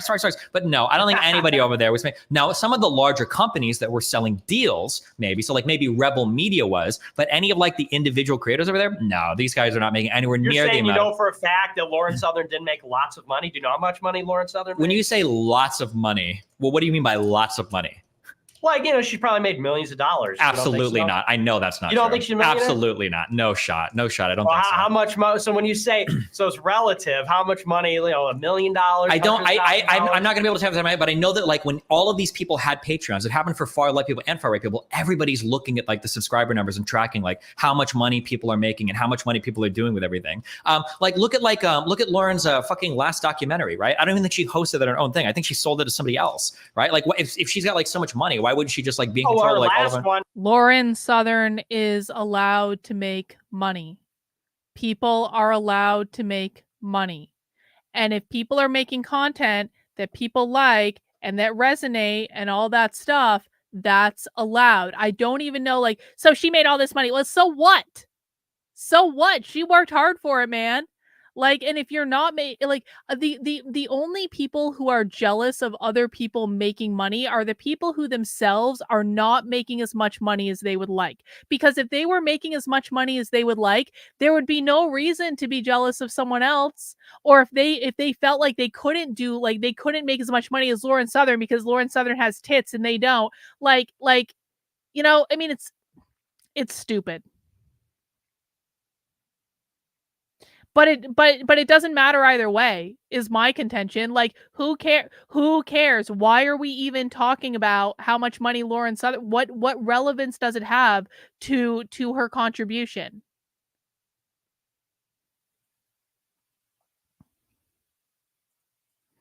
Well, because she got BTFO'd by Milo years ago. So, I mean, like, yeah. Well, hold on. No. Hold on. Wait. Hold on. Now you're talking to, okay, now businessman destiny is activated, okay? You can't get BTFO'd by somebody if you've got millions of dollars. No offense, but Milo is worthless. Okay, Milo is never going to be TFO anybody that has like millions and millions of dollars by age 25. That's putting you in the top 0.001% of online content creators. So that story is just not true. If Milo can have an impact, what does the money have to do with that? What is hold on? Well, because earlier you were saying that it wasn't a passion project. She wasn't doing documentaries because she believed it. She was just doing it to make fuck tons of dollars. And I don't think that was the case. I don't think anybody working for Rebel Media. She didn't do it because she didn't believe it. I said that it just so happened that it's not like she's making some huge sacrifice if she's getting paid fabulously for it. Then, hold on. If she's getting paid fabulously for it, then here's my question to you guys to the left. Hang on. Just because you're getting paid something doesn't mean you aren't sacrificing. That's just wrong. Now, it makes the sacrifice a little bit easier to do when you're getting paid money for something, but just because you're getting paid money doesn't mean you aren't sacrificing. I mean, listen, I think about these conservative influencers who I'll fucking pick on Dave Rubin because I don't give a fuck anymore. Dave Rubin sticks to the approved goddamn talking points no matter what he really thinks. And he molds his entire identity around the approved fucking talking points and on the brand and on the image, darling, and the people that he can't piss off and like all that stuff. Like, there are a lot of people making millions and millions and millions of dollars on the internet that are putting out a completely inauthentic version of who they are, that are not talking about the things they want to talk about, that are hiding what they really believe, and they're making millions and millions and millions of dollars for it. But would you want to sacrifice being who you are for money? There are a lot of people who sacrifice being who they are, expressing what they think, showing the world what they believe. They sacrifice all of that for money. I'm gonna be honest, that's a pretty effing big sacrifice. And so sure, you get paid, but you have to look in the mirror every day and say, I'm a fucking sellout grifter shill. So is it all just washed away because you made money? I wouldn't want that. That's why I've taken the road I have. I want nothing to do with that bullshit because I can't, like, I don't care how much money I got paid for it. It's not worth it. And for some people, they made the decision to take the money, and you know, they're the ones that suffer the consequences of that. And I don't feel sorry for them at all. They're going to have to work out their own feelings about it. And the right, where are all of these other documentaries then? Where the fuck are they? If people can make so much money doing it, why is anybody else doing it? There's tons of them. There's tons of them. Are you kidding me? The right wing is the documentary mill. Have you ever heard of a man named fucking Dinesh D'Souza? He gets paid fucking millions of dollars, and he's the biggest grifter in the right wing. Okay. Saying that Nick is very, very passionate about Dinesh D'Souza. Is there some beef with Nick and Dinesh D'Souza because he's really hyper just then, like a little overly hyper, I would say. Yeah, and I think I don't like Dinesh's documentaries, if I'm honest about it. Like, he's a perfectly nice guy. I've met him. Like, he's a perfectly nice guy, but I think the documentaries are a little cheesy, if I'm honest about it. But to Destiny's point, I think they could be making a lot more I mean, the right sucks so bad at influencing culture. They suck so bad. They should be pumping out documentaries all the goddamn time. the Democrats started the KKK. We're all the country of Poland paid Jack Posobiec and Stefan Molyneux to make these documentaries. Yeah. They're fucking everywhere. So hold on. Firstly, they're not everywhere. If you want to point out Dinesh D'Souza, first of all, that's one guy who's not in online content creation, who's also probably not a millionaire. Okay, this guy, well, Dinesh might be because he's got so many mainstream connections. Oh, but he's loaded. I'm not asking about your mainstream figure. I'm asking like where all these online content creators are making a lot of money. Why aren't they getting paid tons of money to go out and make documentaries? Where are all the documentaries from all these online people with Patreons and YouTubes and shit? I'm just telling you, Jack Posobiec has made documentaries. Stefan Molyneux's made documentaries. Mike Cernovich made documentaries. What's his name? How many documentaries has Stefan Molyneux made? Hold on. Stefan Molyneux, if you're out there, we never got to debate. You're talking about that one documentary he made about Poland or whatever, right? The white nationalist shit. I don't think these people are making a lot of money on these things. I just don't think the money is there for these things that you think is. I don't think so. Dude, trust me. The way that you make money, hold on, fuck. Okay, we can disagree on this, but I'm telling you that you're wrong. As somebody who's worked the business side of this, okay? And maybe you've got different experience. Maybe I'm wrong. But like, when you look at the people that are making money on this, it's going to be the companies behind it. So, for instance, the big documentary recently that's probably made money is that Matt Walsh one, because in order to get that documentary, you've got to sign up for like the Daily Wire subscription service to do it. I bet those people are making documentaries. But if you were to bring out people like, you know what's so funny about that Matt Walsh documentary is someone threw the "What is a woman" line at me the other day, and I was like, you know what's so ridiculous about that Matt Walsh documentary? It's not that it changed exactly 0 minds because it was posted behind a paywall. So the only people who actually watched that documentary were the ones who already agreed with it anyway. It's not that. It's that the goal of queer Marxism, the goal of queer theory, is to eliminate the gender binary. It's to get rid of all gender. And they say this all the time, that their goal is to abolish the gender binary. That's why it's called non-binary, okay? So the ironic thing about Matt Walsh's documentary is he understood so little about what the left is actually doing and what the left is actually talking about that he didn't understand that asking, what is a woman? What is a woman? What is a woman? What is a woman? What is a woman? He didn't understand that the term woman literally means nothing to these people because they want to get rid of it entirely. They want to get rid of men. They want to get rid of women. They want everyone to be non-binary. That's what abolish the gender binary means. And so he's using it to like own the libs, but the libs are like, bro, we don't care what the definition. They're telling him, we do not care what your definition of a woman is. We don't care. We're not playing your game. We're setting the definitions here. You're coming to us, being reactive again.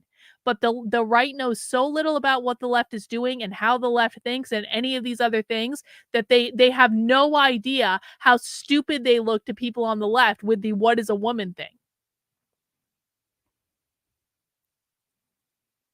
like Stefan Molyneux, I don't think he made that much money in that Poland documentary. No fucking shot. No way. Yeah, well, listen, just because he, in that particular case, didn't make a lot of money, the point is he made a documentary because that is a lucrative thing that at the time was very in vogue back in, like, I want to say 2018, 2019, and it still is. I mean, when I say there's a lot of donor money behind documentaries in the right wing, that's why, like, Stu Peters makes documentaries.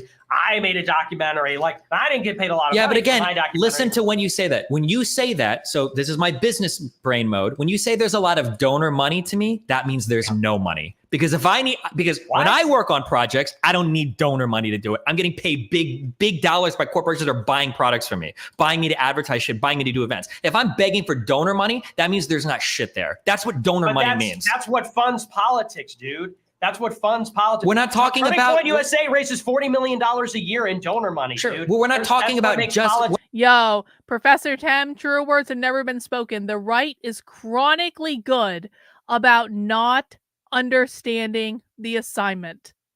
Ain't that the truth? Ain't that the truth? We're not talking about just politics. Okay, here's a link to her Patreon. According to this site, she was making $2,500 a month on Patreon. This is not true. Okay, well, if you find anything different, I'd be curious to see it. Dude, I mean, but like, listen, I run events next to these guys. Income. I run events next to these guys, and I've heard a lot of these guys. I hear them in the background begging for like a $3,000 stipend to fly out and do an event. Are you serious? Why would you even ask for that little bit of money? Or I've had people message me saying like, oh, like these guys got affected. We should do it. Somebody recently reached out and said that there something happened. I'm going to be vague, but basically something happened, and somebody reached out like, hey, like these kids that we did some stuff with, they got negatively affected. We should do a GoFundMe for $2,000. Why the fuck would I do a GoFundMe for somebody for $2,000? I would just give it to them. That's insane that you would even think to do that. That tells me more than anything else how much money these people have or how much money these people are making. I think there's way less. Destiny is actually making like a really good point here, and I like Destiny is like being the adult in the room on this particular occasion.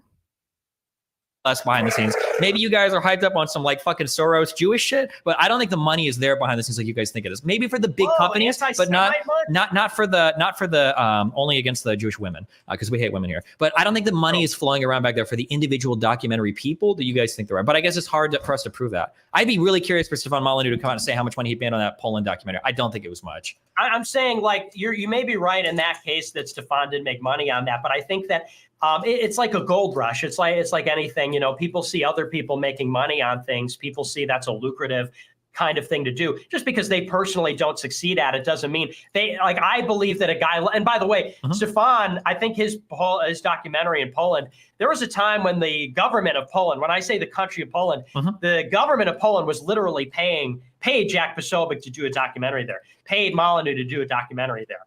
And yeah, again, sure. But again, from a business perspective, like what is that telling you?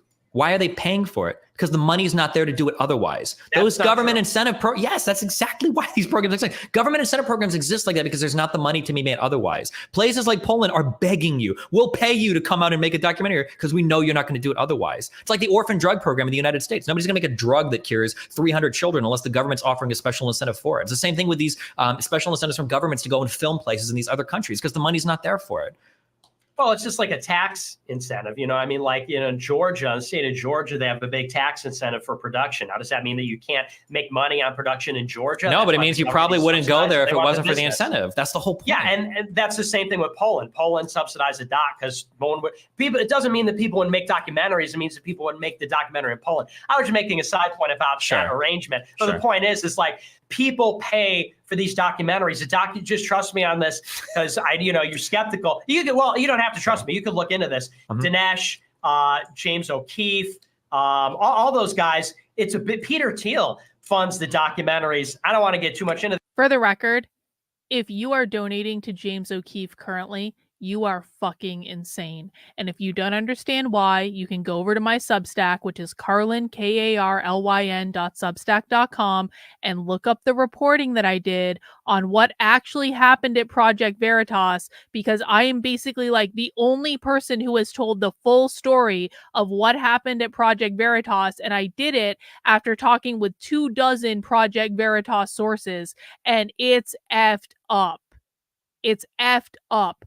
I don't know what's going on with James O'Keefe and his fucking OMG media, but I do know that if you are donating to James O'Keefe, your money is not going to what you think it's going to.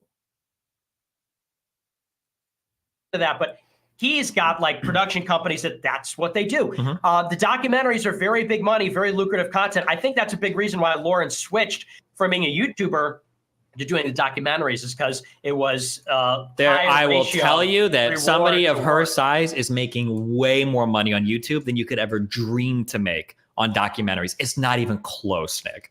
Do you ask her about that? I don't need to. I have 400,000 subs on my channel, and my channel makes an ad revenue alone over 500,000 a year. There's no shot that her with 700,000 subs is like, I'm going to go do a documentary. Like there are figures that I could throw around that might sound big to you. Like for 6 months working on a documentary, somebody will cut you a $20,000 paycheck. That's chump change. It might seem like a lot, but it's not. I don't think you guys realize like how much money is flying around behind the scenes here for certain types of work, and documentaries just aren't it. That's like the last project I would ever work on if I wanted to make a fuck ton of money. You just churn out a ton of low effort content, do daily streams, especially, no offense to Lauren, but she's like a fucking cutie girl. She probably could get a fuck ton of super chats. She could make like $1 billion more just streaming every day, putting out low effort content like I do, than spending like 3 months working on a fucking documentary.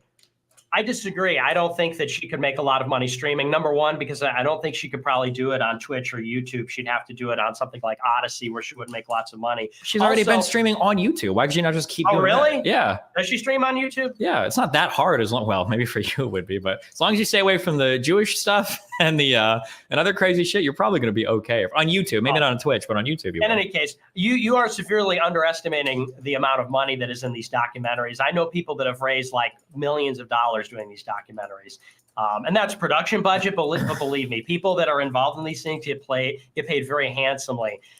You're just underestimating, and maybe it's different. Well, if you on the ever, right and the left. if you ever have like receipts for that, I'd be super interested to see it, because that's breaking every business model I know to be true in the influencer world throughout like gaming and YouTube. Well, here I am. Here I am, a person that literally works in the right. Sure, give me a number, give me a scene. fact, give me a figure, give me a person. Who? I don't listen. I didn't know exactly. Dude, that's the issue. Money. Well, yeah, I don't have like a receipt like, hey, so and so sent me the budget for their film or whatever. But I'm telling you, as somebody that's in this, I've know enough people. I've seen it happen. Yeah, I know, but like I can tell you, I can it. tell you that a person my size advertising a video game is going to get anywhere from $2,000 to $5,000 an hour to put like an imprint or a pre-roll or something on a YouTube video. Like I can give you facts and figures what everybody in my industry. I can tell you what people make on certain events or the things that people charge to cast something for like a GSL or not GSL, but like other like online events that people do. Like I can tell you these figures, but for documentaries, I've never heard of these figures being that high. I might hear that somebody gets paid like maybe like 10 grand, maybe to do like a 3 or 4 month project. But like you this impression that you have that people are getting like paid like cut 7-figure checks for like Stefan Molyneux that's got like 2 reviews on IMDb for his documentary. Molyneux. No, I know. You brought up Molyneux as one of the examples of a guy that made a lot of money on documentaries. I don't think so. No, I didn't say he's a guy that made a lot of money. You said if there was a lot of money in documentaries, lots of people would be doing them. And I said lots of people are. And I gave you like a dozen names.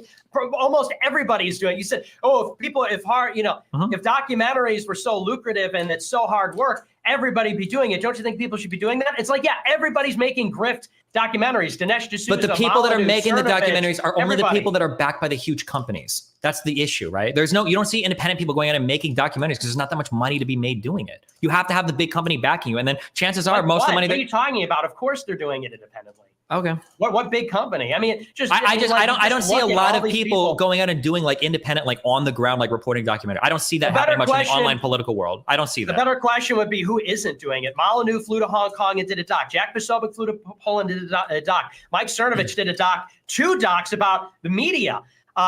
Where he's going to other countries and like filming. Yeah, but hold on. So when you talk about Posobiec or Cernovich, are these guys like backed by companies? Or are they doing this like all independently funded? What do you mean independent? Because I don't like usually these guys are like, yeah, or they're like working with their own companies and doing this something. It seems like these guys are all part of big companies that are getting bankrolled or funded by other people. No, they definitely. I mean, they're getting bankrolled, but you think Lauren Southern was not getting funding? Not this huge exorbitant funding that you're talking about. No, not generally. Oh, she was backed by Ezra Levant with Rebel, and that's a big company. They raise millions of dollars doing grift. They raise millions of dollars for the entire company. Right? Yeah, you're looking at revenue versus profit. There's a huge difference there on the business side. You see, I mean, you're really just splitting the hairs. I'm not splitting it. No, I'm sorry. Hold on. This is just because I feel strongly about this because it's my business now, right? When you talk about like profit versus revenue, it's like these numbers are important, right? If you're going to tell me like this company raised $2 million, okay, and they've got 30 employees that they pay over like 2 years, like this is not any amount of money. This is probably barely covering expenses.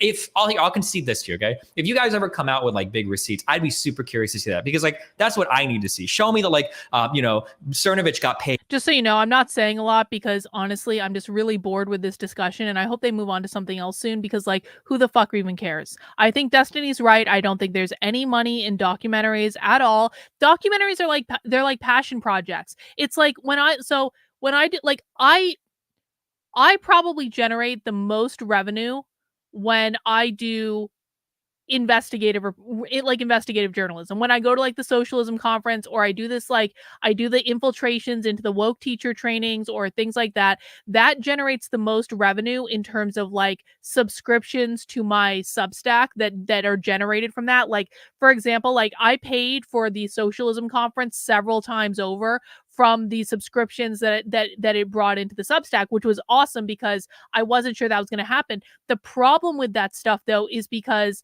like when you're doing investigative journalism or you're doing stuff like documentaries, you don't know what's going to happen. You don't know if anything's going to come of it. And so sometimes you might do things, and we did one the other day. We did a spy stream just yesterday. That spy stream was a total bust.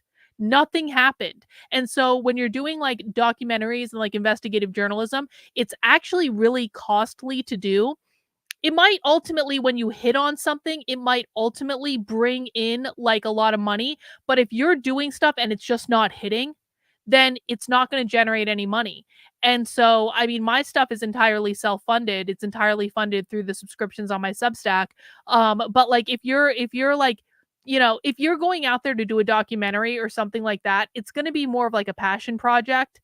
and it's probably not going to make that much money because there's like a whole bunch of factors involved. It's very costly to do, and but that doesn't mean you don't do it. You should follow your passions. You should do what you're passionate about, and hopefully the buzz you get from the documentary will make up in other ways. So I agree more with Destiny than I do with Nick on this.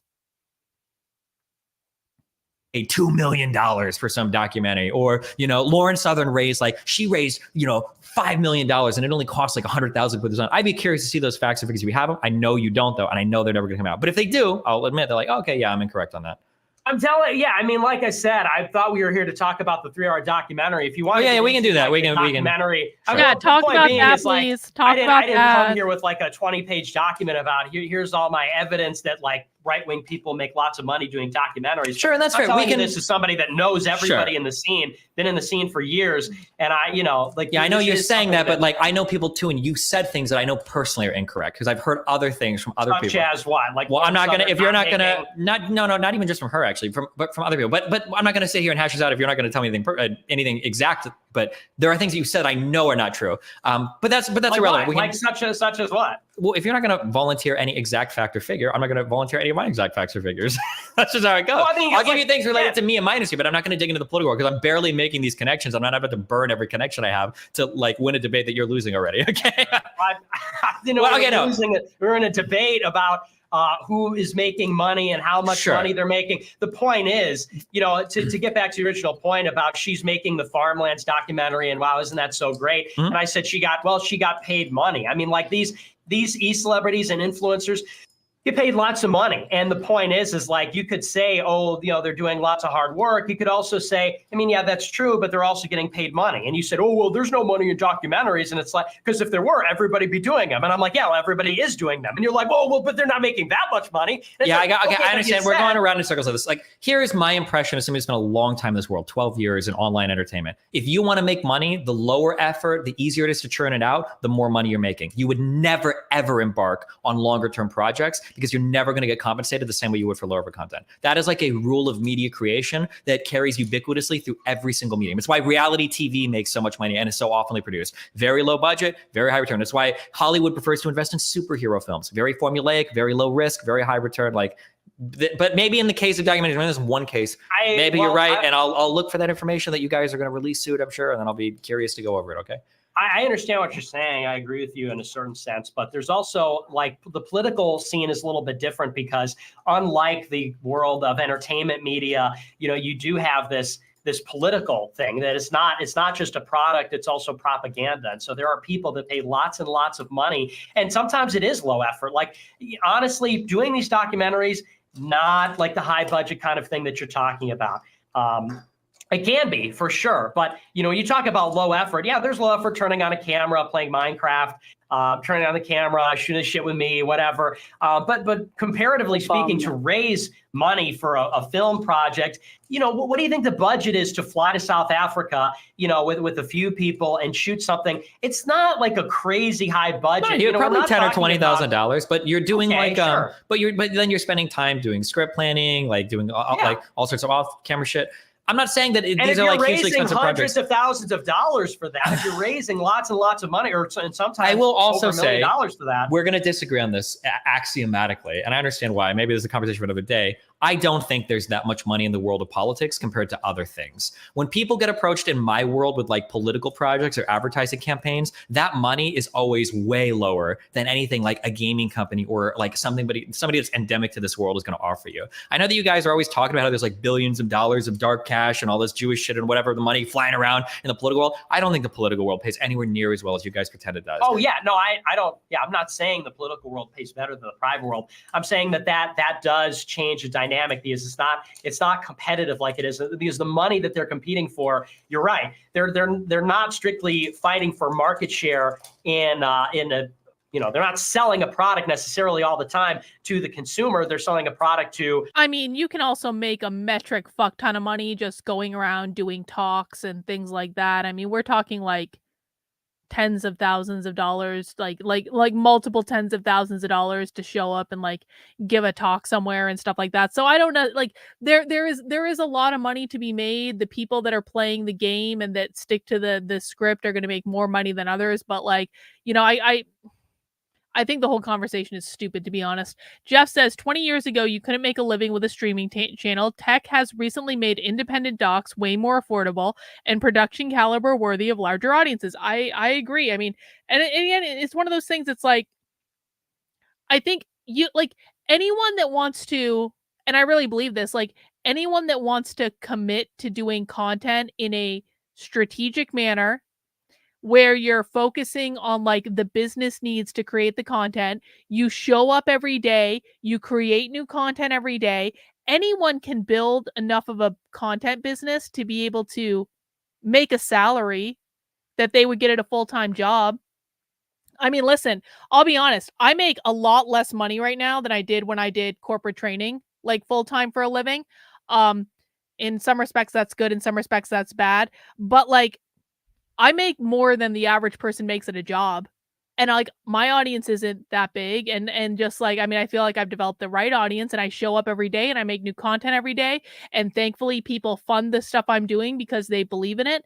But like it's more than the average person makes at a job, much less than being a consultant, because a consultant is really effing lucrative. But you don't have to sell your soul to do it if you don't want to. And so I guess the point is like maybe, and I don't know, I don't judge people who want to come into this and make millions of dollars or be like Tim Pool rich or anything like that. Like I don't judge people who want to do that. Like there's nothing wrong with wanting to make money, but maybe people just have to like manage their expectations about what this is and just know this is a grind. It is like Destiny may just be playing fucking video games on the internet, but it's a grind, man. You got to show up every day. You have to be consistent. You can't like it is a lot of work to be able to do this, but it allows you a freedom that you wouldn't have in other areas. So it's like it's trade-offs, but you have to be realistic about what it's going to require for you to do it if you really want to. A donor they're selling a product to. That I'm saying that the dynamic is slightly different than reality TV because, you know, no donor is paying. Like the reality TV is being made for a donor. It's being made for consumption. Whereas in politics, you know, these documentaries and a lot of the media projects, the money doesn't always come from the consumer. Sometimes it comes from some other interested party, like a foreign government, like in the case of Poland or and Israel, I guess, or and this is just China. where, we're circling the drain. And I'll say this final time, I guess, so you can have the last word. When the money, people, okay, fine. I'm trying to say this in a nice way. I'm not trying to attack you. I think that it is a naive assumption that most people out of the industry will have this idea that if the money is coming from an external party, those people are loaded. They're getting paid. They must be getting, if they're getting like donations, whatever, that's fine. But in my mind, as somebody who's worked in this world, when I hear that the money is coming from an external party, that means that they're probably not getting paid. If you need an angel investor, if you need a third party donor to make something work, it means that the money's probably not right otherwise, which means you're probably not making as much as you would doing a more fruitful project. But that's just the interpretation I have, I guess, in my world of projects. But yeah, I think there's some truth to that. But I would also say that, you know, there's also some truth that there's a lot of money in like big production, you know, like Daily Wire, you know, you brought up the Matt Walsh doc. That's $100 million company. They make $100 million a year selling products, and they're opening up this branch where they're like making things like Hollywood films, like not Hollywood level, but you know, they're making like not fiction movies, and they're making like kids content, all the very disturbing stuff. I don't know how much you know about that, but you should look into it because it's pretty fucked up. But anyway, but we're getting off track with the Lauren Southern thing. Sure, yeah, okay, back to the circle, yeah. So I think so the original thing was that like I just don't understand why you would throw away or not want involvement from, I think I was saying women in general, if they were capable of like working on projects that could be a benefit to whatever movement you have. If you got people that are willing to work on projects, and then we got into like, well, why are they even working on projects? So maybe we move off that topic, or yeah, because I think we're at an impasse about sure. So here's the question for you. So great timing, because I'm gonna open my second beer. Does anyone need another drink? Well, you can go get it yourself, all right? So I only brought 2 beers up with me because both the beers I'm drinking tonight are 8.6% alcohol, which is like basically a little less than double the amount of alcohol that you would find in an average beer. We just had our Southern Tier Pumpkin for Thanksgiving, And now we are moving into Southern Tier frosted sugar cookie for dessert. If you're drinking anything fun tonight, let us know what you're drinking in the chat. Please do make sure you mount that like button for me. Southern Tier is my favorite brewery. It is amazing. Most of their beers are really, really good. I don't like this creme brulee one that they have out now, but like it's just too sweet for me. Other people might like it, but I'm excited about the frosted sugar cookie. I just saw this in the store for the first time today. Looks a little bit lighter than the pumpkin. Cheers, everyone. I hope you are geared up for Thanksgiving. My turkey is brining. I'm ready to go. Cheers.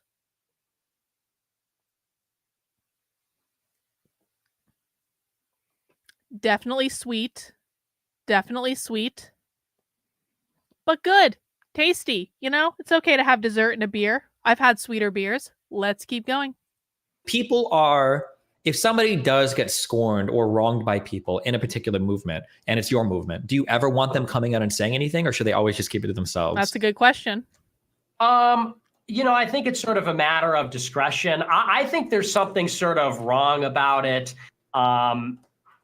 Because it's like it's sort of like a breach of confidence. I think that, to have a breach of confidence requires something very serious. And obviously what is serious is subjective. So, a person, because you have to admit that there are people that are whistleblowers, and then there are sometimes people that are disgruntled. I'm sure that you've seen that in your community or with other people on the left or something. Sometimes there's like something egregious going on that like is relevant. And then sometimes people like sour grapes and they cause problems. And so, it's just sort of a balance. And then there's also the question of like, what are you trying to achieve? Because like in our world, it's like, because people have done this to me. It's like people are in this thing and they're like, we believe in Christianity, we believe in conservatism, and we think this is the vehicle that's going to deliver that. And then they'll get like jilted over something personal and be like, well, I was in this thing and I thought that this was going to be the successful right-wing movement, but, then someone was mean to me. See, Dan, I didn't know you used to do corporate training too. We'll have to chat about that at some point. Corporate training, man. I love doing corporate training. I'm so good at corporate training. It's ridiculous. Maybe I'm going to go back someday and do corporate training again, but like, man, corporate training is lucrative. And I actually did enjoy it too. I really do enjoy doing like corporate training and workplace stuff. I did a whole Unwoke Your Work series and stuff like that. In the past year, I filmed a lot of like workplace webinars, and it was actually really nice and really refreshing to get out of politics for a while. So we'll have to chat about that at some point, Dan. But corporate training is a nice little fallback. And it's fun, and I enjoy it. And most corporations are so fucked up. They need so much help. It's ridiculous. So now I'm going to do my best to damage it. And it's like, so what's really your end game? I think there's Hang on. I didn't react to the one he did with all the women. I don't know. I don't want to watch Fresh and Fit. I don't like it. It's not my thing. Big lack of it. It's sort of like a selfish thing. You know what I'm saying? Like there's something that's relevant to the sort of nature and goal of the organization, the purpose of the organization. And then there's something that's sort of just like, are you just doing that for personal reasons? It's a vendetta. It's vindictive. Yeah, I guess it's hard because like it feels like if you want to accuse somebody of doing something like this for personal reasons, you're always going to be able to make that excuse. Like because it's probably going to involve them personally and how they saw something that was wrong or they were wrong, because oftentimes it takes you being wrong personally to realize that something wrong is even happening. That's just like human nature. Right. You guys will even make fun of the left for it with that one comic of the I think it's a Stone Toss comic of the steamroller has rolled over 5 people. And then there's the one guy in the middle. And he's like, I think we've gone far enough with cancel culture now, guys. Right. Oftentimes it takes somebody being the victim of a thing to realize like, OK, fuck, maybe this is like a shitty thing. So in that sense, I don't think it's enough to just say like, oh, well, they were just personally jilted. And you have to go a step further and analyze the claims. Like, well, are these claims like valid claims that should be brought up? When I think about bringing up claims on my own side, because I do this a lot, I still identify as a pretty staunch progressive.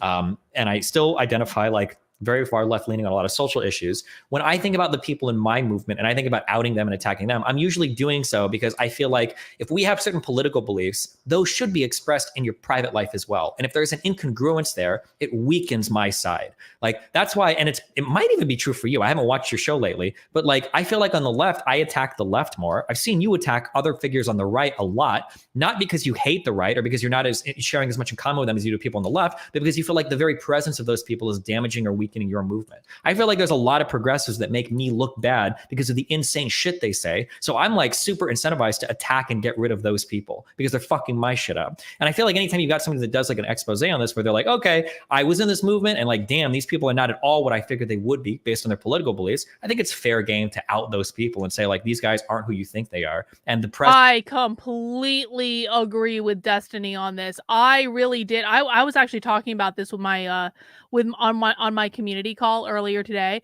I was so fucking naive in 2020. I was so naive about these people when I first got involved in all this. And I was like this, like, I was like, God, I was like, I'm doing the right thing and I'm helping people. And I really did believe that at the time. And I still do believe that, like, there were a lot of people that did that like they resonated with my story. It helped them see their family differently. It helped them see their friends differently. And so all that was cool. But like, I gotta say, like, I was so naive about who content creators are, who influencers are, who these pundits are, who all these people are in this space. And it's just like, man, but like, what did I do when I first started realizing how ridiculous these people were? I started calling them out and saying they're ridiculous for reason X, Y, B, and Z, which is what ultimately led me to getting smeared by them within an inch of my goddamn sanity. And again, like, I haven't experienced half the shit Nick has. And so, like, you know, but I do agree with Destiny on that. It's like the people that are in this are not the people that you think they are. And I feel very strong. That's not to say they're all bad. Like, there are some good people, but like, I feel very strongly about saying, like, no, bitch, you don't actually care about any of this. You don't care about any of this. You literally just want to make money. And if people want to accept that, then fine. And if they don't want to accept it, that's fine too. You know, if you want to be taken for a fool to give money to someone who doesn't even believe in what you think they do, that's your choice, man. We all make choices. Presence of them here is like destroying our ability to have like a coherent political movement. I just think that's kind of like a dysfunctional approach because, you know, you could say that. And the problem is once you open it's sort of like Assange and Edward Snowden. You know, the thing is, like, I support Snowden, I support Assange because I hate. Autumn, stop fucking around in the chat right now. If you want to talk about what's going on in the presentation, you can talk about what's going on in the presentation, but you're disrupting the chat and causing bullshit again. I can just ban you again. You are here under my grace, Autumn. You don't have to be here anymore. We were perfectly happy without you. Just because you've come back and found out that the Groypers are involved doesn't mean you get to have free reign.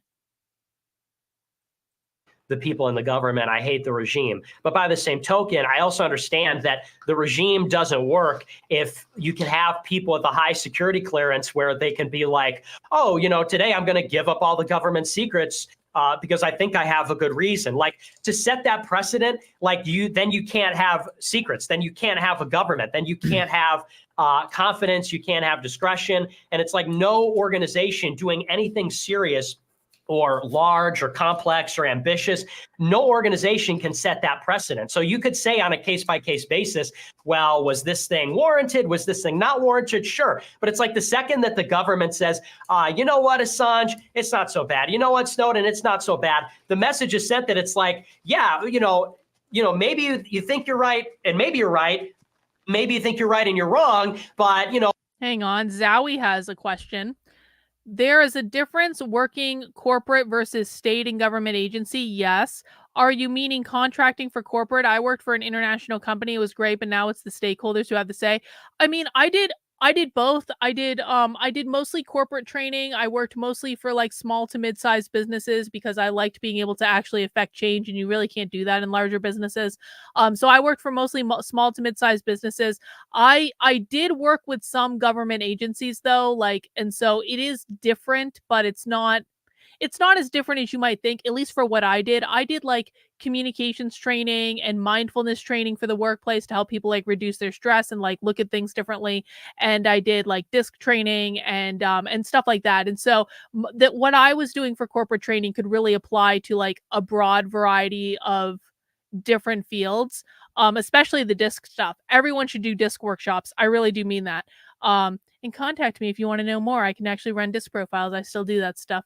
So yeah, I mean, there's a difference, but it's not significant in terms of like what I was doing. But I will say that I definitely enjoyed I definitely enjoyed working in corporate environments much more than I enjoyed working in government environments. So if you want to quit and then just blow the whistle on everything, you could totally do that without facing consequences. Obviously, that is something that if the government did that, it would completely collapse like in a day because, Sure. You're creating this sort of moral hazard. You're creating a perverse incentive. Yeah, I mean, I agree with you there, but I fundamentally think the analogy doesn't work because the government relies on relies on some level of privacy or secret, right? Well, and isn't the same thing true about a company or a team? Well, hold on. Or something like the Krusty Krab. Isn't a Krusty Krab very similar with the secret formula? Like if SpongeBob says, Mr. Krabs bullied me. This is the secret ingredient to the There's Krabby not supposed Patty. to be a secret ingredient though when you're talking about your side. Like if anybody looks at my personal life, hopefully I'm not racist. I'm not raping people. I'm not doing shit that are contradictory to the political values that I'm espousing. Because if I am doing those, well, fuck me if my side leaks it. It'd be even worse if the other side found out. It would undermine your entire movement. What's the number one way people attack BLM? It's through the people that they choose to represent their ideals. Like, why is BLM bad? Because they celebrate people like Jacob Blake, because they celebrate people like George Floyd, because they celebrate people like anybody that's got any fault with them whatsoever. People, Michael Brown or whatever. People will point at these people and say, like, this is why BLM is bad. The same thing's going to happen on your side. If you've got people that are espousing one political idea and they live their private life a totally different way, that's not a requirement for your political movement. You don't have to be a creepy, rapey sex pest behind the scenes to enact conservative political values like in the public. I don't think these two things are comparable at all. I just don't think you need to do it. I just think this sort of presumes that like everybody is always going to not just like be right, but they're also going to have the appearance of being right, because it's like, as well as I do, or as well as anybody does, there's two sides to every story. And so, somebody can go away and create a kind of, they can paint a picture that looks very bad, which may not actually be bad. By the same token, sometimes people have bad moments. And the point is like to have an organization constantly under threat of being undermined by somebody breaking confidence or indiscretion, then you literally cannot have organizations and you literally can't have leaders. Can you think of like one person that's ever like that has never had a bad moment or has maybe some kind of a flaw, or even if they don't, has never had even the appearance of a flaw, that if somebody went out and created. Nick is doing that thing that he does where he's kind of like technically right, but he's also willfully missing the point at the same time. Where Nick is technically right is that if you develop a reputation for like spilling the tea unnecessarily just to create bullshit, then that's going to be a problem for you to be involved in an organization because no one's going to trust you. It's kind of like Prince Harry with the royal family, where like no one in the royal family trusts Prince Harry or Meghan Markle. They don't want to be around them. They don't want to talk around them because Harry's writing a memoir. They're writing another book. They think they might be wired for like Netflix and like all this stuff. And so that's very valid. But where Nick misses the point is that there's also value in calling out bad actors. And quite frankly, Nick should know this better than anyone because Nick himself has called out a lot of bad actors. Nick has had a lot of bad actors in his sphere that shouldn't have been in his sphere as long as they were, and he put up with them until they started engaging in too much bullshit and then they were extricated. There is value in calling out bad actors when they are fucking up everyone's shit. Now, is it a balancing act? Well, sure. Like, I mean, and maybe people aren't always going to turn out on, exactly the right side of things, but you have to do the best you can, and you have to say, like, what is the cost benefit of this? Am I just engaging in bullshit and drama in order to engage in bullshit and drama when there's no win? Like, I think about the people that have stalked me for years. They don't win anything by stalking me. They literally win nothing. Like nothing good is going to happen with that. And that's been proven out because all these people who got all this attention, and the one in England specifically who got all this attention for like going on all these shows, lying about me, posting his bullshit receipts about me, like, lying to journalists about me. He got a lot of attention for several months, got all these people to follow him. Where is he today? He's doing streams for the same 3 people that aren't even that interesting, and no one cares about what he's doing because all he did for months and months and months was engage in bullshit and drama, bullshit and drama, bullshit and drama, bullshit and drama, bullshit and drama. And he might have gotten a lot of attention at the time, but has that amounted to anything today? No. Why? Because no one's ever going to trust him again. No one's ever going to trust him again. Not only did he leak private communications, he doctored he doctored things. He created things that didn't exist to make it look like I had done and said things that I never did or said. And so people are smart. At some point, they look at the fruits of what people are doing. They can look at my platform and see, well, she's done all this shit. She's created all this content. She does all these streams, et cetera, et cetera, et cetera. Whereas he's like spinning his wheels and not doing anything except trying to continue to latch himself on to the same bullshit and drama. And he has released copious amounts of like private communication, and whether it's real or whether it's something that he created, it doesn't really matter, because to like people in the real world, they're like, bro, are you going to release every email conversation I have with you? Are you going to release every text message conversation I ever have with you? Are you going to release every single DM conversation I ever have with you? No one's ever going to work with that guy again. And so it's like, what is the value of doing something like that? But on the other hand, if you are legitimately whistleblowing, like Milo Yiannopoulos is an asshole, and let me tell you all the ways that Milo Yiannopoulos is an asshole, there can be value in that. It's a tightrope. Like painted a picture of an appearance of a flaw. Like it just that, I like to think in terms of systems. And if that kind of thing is allowed, like there is no, because I see what you're saying and I agree. Like, yeah, should right-wing people act right-wing? Yeah, should left-wing people act left-wing? Totally. But obviously, and this goes without saying, people aren't perfect. And obviously sometimes, even if people I agree. are very good, they don't always look very Sure. good. And it's very easy to make somebody look bad. Yeah, I agree with you. If I was to make a documentary about how Vosh is a horrible person, and I'm like, one time we went out to eat and he forgot to tip. Another time when we were driving, he double parked. One time we were driving, he got road rage and he like flipped off a black driver and he said, go back to Africa, like, or some shit like this. I can understand that, like, at some point it's like, okay, well, there's like being really bad. And then there's like, this is kind of like petty bullshit. I guess this is hard if you haven't actually watched her documentary, but like, it feels like some of the claims that she was bringing up. So assuming if Milo Yiannopoulos, for instance, was lying, like just completely lying in his documentary or threatening other people, like blackmailing other people, those seem like more than just like, oh, that's like a personal, like just a little personal thing. You're never going to be able to go through my background. Not to say that I'm perfect, because I'm not perfect. You're never be able to go through my background for me like blackmailing somebody not to release information about me. Like, if you do this, I'm going to destroy your life. Or you're never going to find me, inviting like, oh, you're a fresh new 19-year-old little nubile woman who wants to do politics. Let me fly you out to some event and try to fuck you in the hotel room. Like, that's never going to happen, because these aren't just like small little personal disagreements. These are pretty substantial moral failings that kind of fly in the face of your political project. And I think will damage your political project if they get out, especially if the opposition finds out. Well, I'll give you a good example, because this just happened with me. You refer to the drama with me recently. Mm-hmm. It's like, recently it was my best friend and also kind of like my employee, and he lived in an apartment that I own, as well as a former employee, both go on the stream and talk trash about me. Mm-hmm. And it caused this big, like you said, it caused sort of like a little bit of a drama for a month. And fortunately, I watched that entire stream with Jaden and Simon.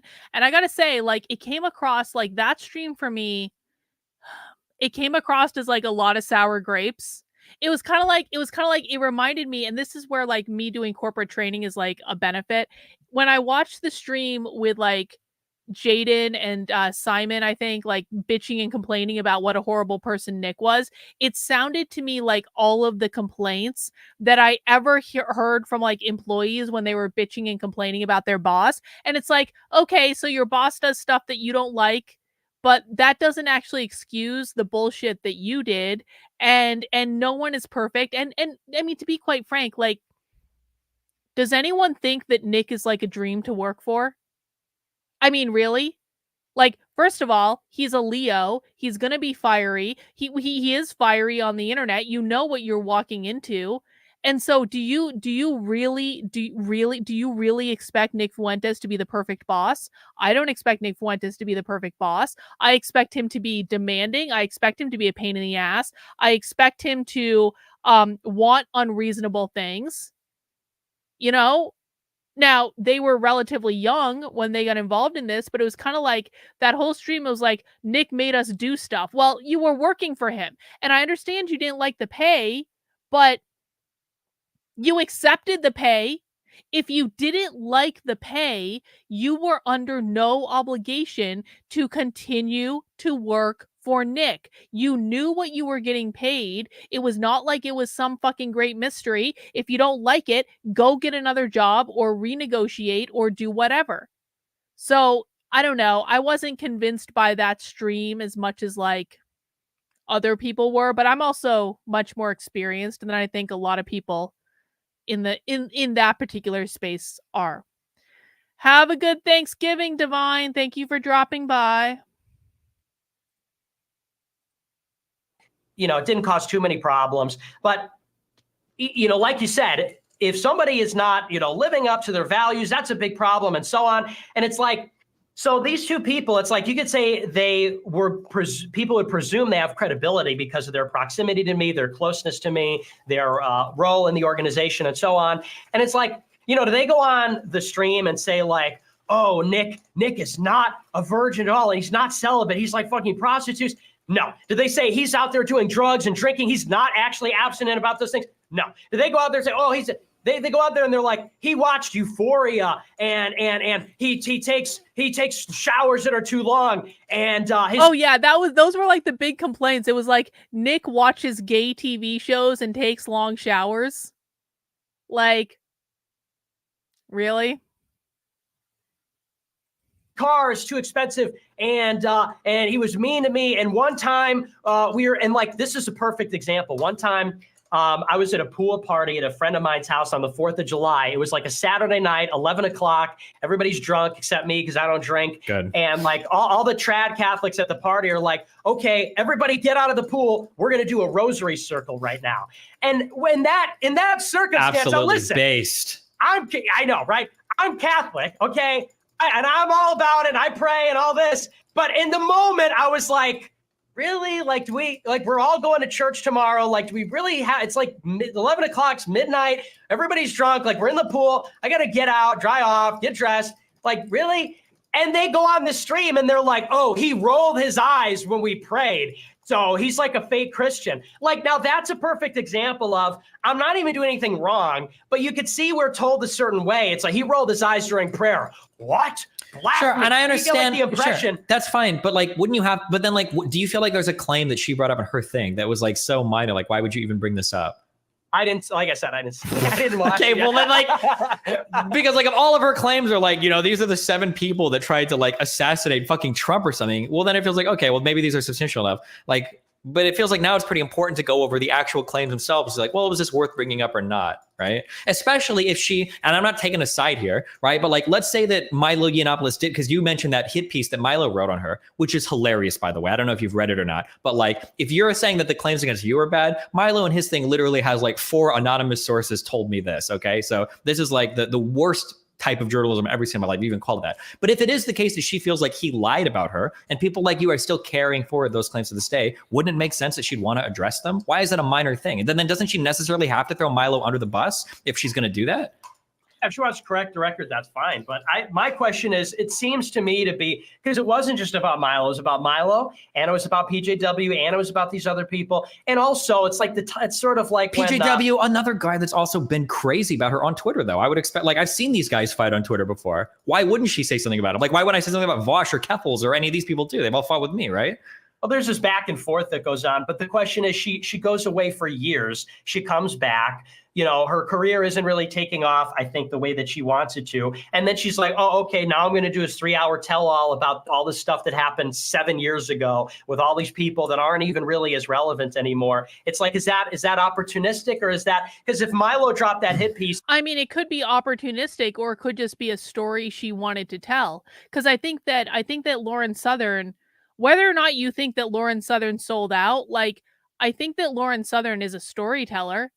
I think she wants to tell people's stories. I think she tells the stories with the bias that she has, but like I think that she's a storyteller and she had a story about herself that she wanted to tell. I totally get that, man. That fucking Nick Substack, that nickandI.substack.com thing that I'm doing, like that was a story that I fucking had to tell. It was gnawing at me. I was thinking about it all the time. I didn't want to do it because I quite frankly I need another project, like I need a hole in the head, but like I couldn't stop thinking about it until I started writing the story. And sometimes when people are creative and they're storytellers, that's just how it goes. I think we have a lot of writers in the chat right now. I know they feel the same way. If you have something inside of you that you want to say, then you need to get it out of you, because you will think about it all the time until you get it out of you and you actually start writing it and you start creating it, and then you're able to like actually do something with it. And it's kind of like, I feel like the same way with Lauren Southern and that documentary. I'm sure she had thought about that documentary for years. I'm sure she thought about how she wanted to tell it. I'm sure she thought about like, you know, all the different details of it. And then she made a decision that she wanted to tell that particular story. So was it advantageous? Did she do it at an advantageous time? I mean, sure, maybe, but is there anything wrong with that? I don't think so. If you can combine, like, if you're a storyteller and you can combine telling the story that you want to tell with being able to gain money and success from it, isn't that what we should all want? You know? When something that you want to do, that you feel just like an innate inspiration to do, also aligns with you being able to make money and be successful at it, isn't that like the definition of the American dream? Shouldn't we want that? So why are we ragging on her for it? I don't get it. It's like, then she quits. He drops a hit piece and she's in retirement. Now, wouldn't you say that that's like the timing of that is conspicuous? You could say maybe it's totally legit and she was planning it anyway. Fair enough. But it's like he drops a hit piece. She's like, oh, I'm going into retirement all of a sudden. Oh, now I'm back 3 years later. I'm on Odyssey. I'm eating bugs. That's sure. And I mean, like that. Oh, well, now fuck everybody. Everyone's horrible. So this is one thing I would encourage you to do. And again, without taking sides, okay? Like, okay. So I hated Lauren Southern 3 years ago or whatever. But like, even when I'd seen that hit piece back then, that was something that I opened. I read like 3 paragraphs and then I closed it because it seemed like bullshit. I read a lot of stuff about a lot of people, even you, that I've read that's like, this is probably bullshit, right? No. That Milo piece reads like bullshit. You should read it. You honestly should. It's a funny piece. You should read it. If you think it's got merit to it, then go for it. But like, I've read the Milo piece. Yeah, okay, if you've read the Milo piece and you see that like every important claim there is sourced with a fucking like 4. I think one of the questions is 4 men that don't dare come forward to say anything. What is Lauren this? Or I guess maybe if you should believe she's really Lauren Simonson or whatever you guys say, then maybe it's a different thing. She's Jewish. Yeah, so like on one end, like you could explain it all the way with conspiracy, but then on the other end, you could just like take it all at face value. It's like, okay, well, she started a family. She didn't want to do politics because the Australian government said no, which makes sense given Christchurch and everything else. And then she just stepped out of the political life to do this other stuff. If she's coming back to be involved in politics and she wants to make money, like, again, just as somebody that does this, all she'd have to do, and I've seen her stream, she can just turn on her stream, collect like super chats and just talk about like modern cultural shit. Like, how many views does she even have on that video? No offense to her, but it's like 300,000, 400,000 views? Like, who the fuck cares? Like, her channel could be doing millions of views a month if she just turn on the camera and talk every day about like, hey guys, here's how the trans women are fucking invading our bathrooms and doing that. I think she did a video like 2 months ago or 1 month ago about Matt Walsh's trans documentary. I think that thing almost got more views than her fucking manifesto got. So the idea that she's doing this just for like huge profits or something, it just doesn't, none of it makes sense. Whereas if I look on the other end, people make. Can I just say that sort of shit burns me so much? It's like, it really does. It's like, listen, man, like, I guess this isn't like what Destiny is saying is correct. Like if you do, I know full well that I could break the fucking algorithm that fucking shadow bans my channel and like all this shit if I just sat here and reacted to Tim Pool videos every single day, or I did stuff like this where I'm putting like all these famous influencers. Like, I know that I know that it would hit the algorithm. I know I would get more of an audience for it. I know it would get more views than my average stuff, but it just burns me so fucking much. I hate this YouTube game so goddamn much. Like, I just want to be able to sit here and watch socialism, and like every once in a while we take a break. But the reality is, it's like, you know, thank God I have my Substack where I get 10 times the views on my Substack that I get on my YouTube channel, because the reality is that people who talk about like real shit on YouTube, they don't often have as much benefit as people who just do bullshit throwaway content. And I hate to break it to you guys, there's just not a big audience for watching hardcore socialism videos like for hours at a time. But I love doing it, and informs the work I do on Substack, which is why I'm really grateful that people do support my work on there, because the support that I get on Substack allows me to actually do content that I believe in on YouTube. Not that we don't do stuff like this every once in a while, but I'm not doing nitwit streams every single day. I'm not doing this stuff every single day. The vast majority of my stuff is about hardcore socialism, and I enjoy it. And if I did more of these streams, could I build a bigger audience? Well, sure, probably, but would they be the right audience? I don't know. So I just hate it. I hate the reality of this content ecosystem that I've ended up in.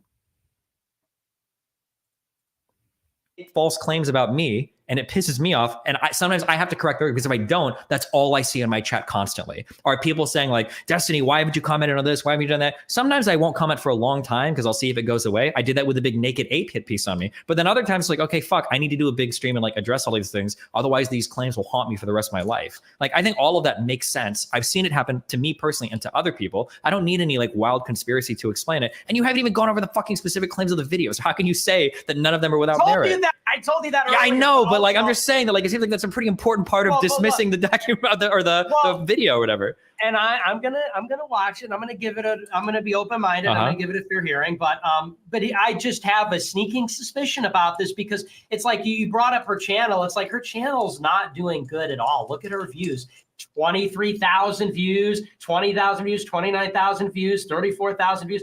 In videos from a couple months ago, like, yeah, her Matt Walsh video is at 500,000. The whole truth is at 300. To me, it seems like she came back, she's making content, she's striking out, and she's she's trying to come up with these things that she thinks are going to bring the viewers in. And like, yeah, the Matt Walsh thing was very talked about in the right-wing scene. She did well. And then it was right back to 52,000, 81,000, 43,000. Oh, I know. 3-hour video about all this bullshit drama. Oh, and now I got us a little bit more success. I mean, I will say this, though. I feel like, listen, man, I mean, maybe this is the world I come from. Again, I came from the corporate training world, and I spoke at some of the biggest HR conferences in the space for years and years and years.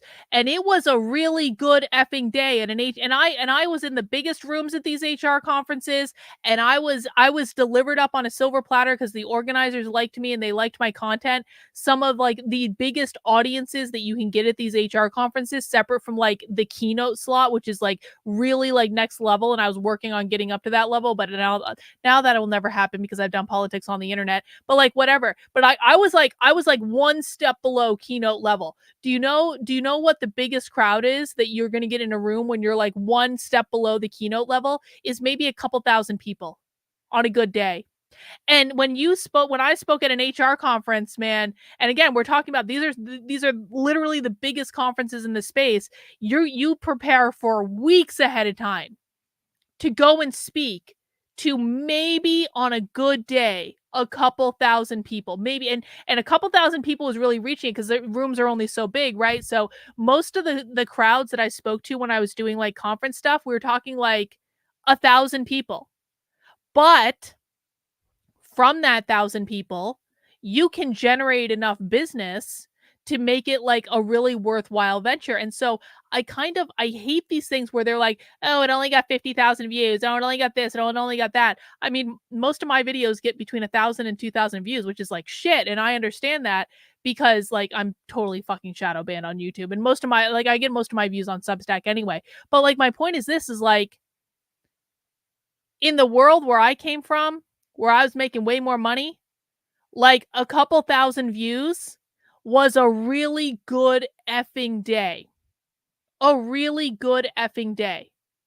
And so, I mean, I understand that their priority is about they want to influence the conversation, but you don't actually need as much as you think you do to be able to influence the conversation. I mean, we saw it today at the beginning of this video. There are people who are going out there, like from my piddly couple of thousand views on a Socialism Saturday, there are people who are going out there and going on Twitter and replying to everyone. Whiteness means capitalism. Whiteness means capitalism. Whiteness means capitalism. Whiteness, like, and there are people that you will engage that will do that, and then people get pissed off that they're doing it, and then it can influence the conversation. You know, you don't need to have that many people to influence the conversation, and most of the people who are watching content on YouTube are just like, it's background noise, right? And so I really hate when people talk about this, like, oh, you only got 50,000 views. Oh, ha, ha, ha, ha, ha. Your entire channel is a failure. Well, guys, in the real world, if you can get like 1,000 people to listen to your content on a single day, you're doing really fucking good. That's really fucking good. And if you have the right audience listening to your content, and this is always what I've banked on, and this is always borne out, I've never wanted the biggest audience. I wanted the right audience, because I very literally built a corporate training business on having the right audience in the room. Not the biggest audience, but the right audience. If you have the right audience and you have a business plan and you have a strategy, you can fund whatever the F you want. But a lot of these streamers on YouTube that are just doing this throwaway content, do you know why they need these big numbers? Because they don't have the right audience. Because they have the broadest possible audience, but that audience is toxic, they're young, they have no money.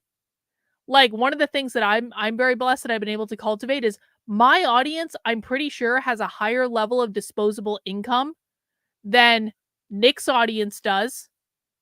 I'm pretty sure about this. And the reason I say that is, like, no shade on Nick at all, in seriously, but he has a young audience. Young audiences don't have as much disposable income. Some of them do, but not a lot of them. But I don't have that audience. I have an audience that thankfully does have disposable income because I targeted the right audience, not the biggest audience. So, I don't know. Zowie says, really? You did HR classes? Oh, yes, I did. I spoke at the biggest HR conferences in the world as a featured speaker for realsies. Some of my stuff is really fucking good too. My stuff is really, really, really good. Anyway, let's keep going. And again, I'm going to watch it and I'm going to see, and I'll get my fair. And I understand your perspective on that. And then again, and you're free to disagree, because I am being condescending when I'm saying silly. So I understand that. You're free to disagree. But like, if she wanted to make money, or maybe she doesn't trust me, but she would talk to anybody else. If she wanted to make money on the channel, this is not the way to do it. Like, stirring up a bunch of shit like this isn't going to increase the monthly view of her channel. It might even alienate some of her older fans. If she wanted to make money, all she has to do is post a video 2 or 3 times a week about whatever the cultural issues are. Roe v. Wade happens, find some insane fucking people on Twitter, because God knows there's no fucking shortage of them nowadays. You know, put a couple tweets up on your screen, talk about shit, and do it. I've even given her that advice when I was like, Lord, your channel, if you want to make more money or whatever, do this. Like, I think I've even said it to her on stream, like, bro, you should just comment on this shit. You'd make so much more money. The idea that like spending like 2 weeks like filming and doing all this shit for a video that's not even going to crack 500,000 views, it's so mind fucky for me to think that somebody's thinking like, wow, she's definitely doing this for like clout and viewership and all that. If that was true, she'd be attacking more relevant political figures. Not just like, it looks to me like it's just a video of like clearing up lies of the past, and everything seems to line up with that thought. Yeah, but look at her. She's doing that and she's not getting any engagement. Like, maybe you're talking specifically about streaming, and I would agree, because streaming is more lucrative than uploading. But look at her uploads. 12-minute video. Woke scolds get man fired for filming Ghetto Bodega. 43,000 views. Woke scolds, by the way. Do you remember that? Woke scolds.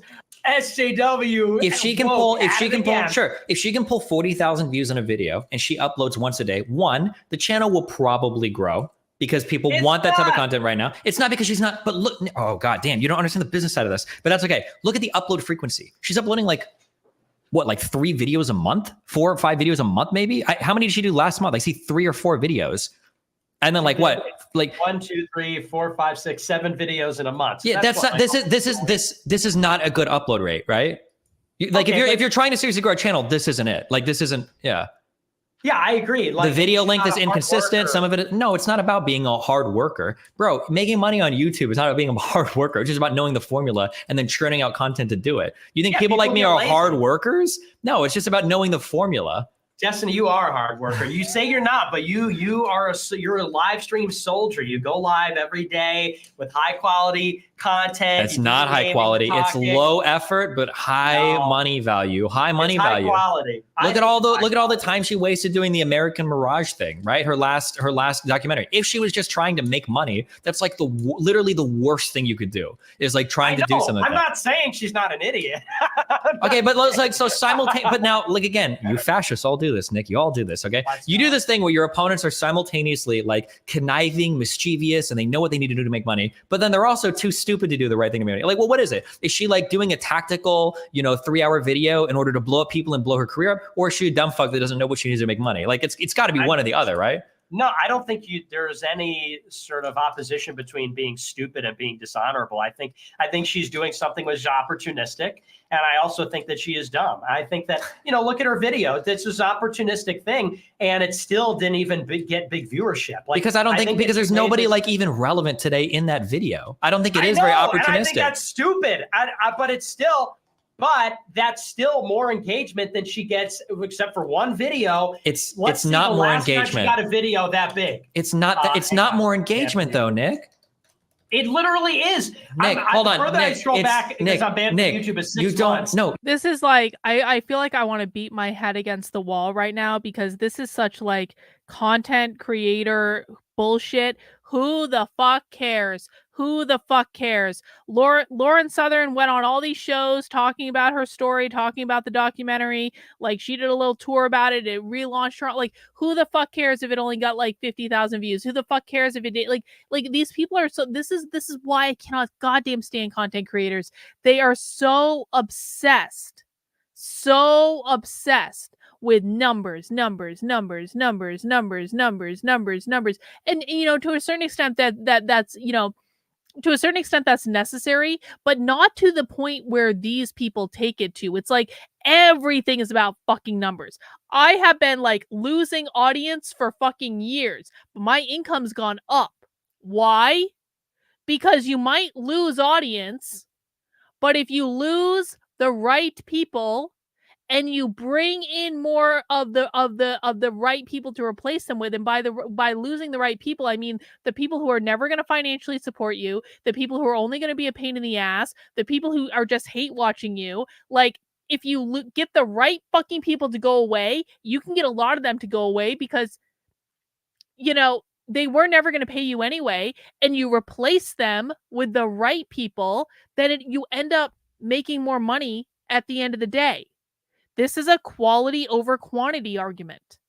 And I understand that a lot of YouTubers and a lot of people who do this sort of thing, they go for the quantity of it. And I can understand that because like more people watching, more super chats, et cetera, et cetera, et cetera. Fine. But how much do they have to give up? How much do they have to give up in the course of that? The money was never the most important thing to me. If the money was the most important thing to me, I'd be doing corporate training, yo. As soon as the pandemic ended, I'd be like, peace out. I'm going to go do keynotes again. I'm going to go charge $10,000 a day to do corporate training, bitches. Like, I'm out. And don't think I didn't think about it. Because I did think about it. I still think about it some days. I'm like, what the fuck are you even doing right now? You have a PhD, goddammit. You had a midlife crisis and became a YouTuber. But I stuck with this because I actually think what I'm doing is important. And so it's like there are always ways to figure out how can I make enough money to do this thing with the parameters that I want to play in. There are always ways to do that. And you don't necessarily need the biggest audience in the world. And this whole thing like numbers. I mean, I understand it's an ego trip, yo, but like, sometimes there are also more important things. And there's like one video that's more engagement than that. You just don't understand, okay? So what are you saying? Where's the video that got more engagement than this in 6 months? The one that she did before that. Woke scolds get one of man them. fired for filming Ghetto Bodega. That one. 43,000 views. Yes. And she got 356,000 on her tell-all. Yes. Okay, When you're so she got making 10 times more engagement. No, Nick. What? When What are you're you making, saying? hold on. Now I'm giving you free business advice. Okay. I'm helping you make money, Nick. Okay. When you're trying to create content and you're trying to measure engagement, you have to look at the time spent with a project. Ratio. Yeah, that's what matters. So if she spent like fucking, I don't know how long she said she spent, months or weeks or whatever, working on this particular thing, right? And she has one video worth 360,000 views. If she would have spent that same time doing 10-minute segments about dumb shit on Twitter, and she would have gotten the same amount of views, right? Or 10 times as many, which is more likely, because that woke skull gets fired for filming Ghetto Bodega. My guess is she did probably 5 to 10 minutes of prep for that. She found a few tweets, read them off, did a video, boom, 43,000 views. If she does 8 videos like that, she's already overcome the whole truth video, and she's consistently putting out content, and she's getting more subscribers by being consistent, and she's playing more into the algorithm more. So she's like getting more like. And she might be selling her soul, which she may not want to do because she's a storyteller and a creative.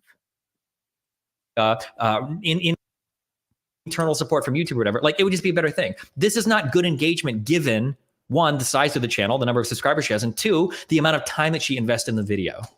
I'm just saying from a business point of view, that's. I understand. Yeah, I understand what you're saying about proportionality and all this, but I think that's just not really relevant. I think that she made this video. You could say she spent more time making this video, but the question is, why did she make the video? You could say that the video didn't achieve a proportionate level of success to the amount of effort. Why do you think I made a big video responding to a naked ape accusation video about me? I think I made it like 1 or 2 years later, I think.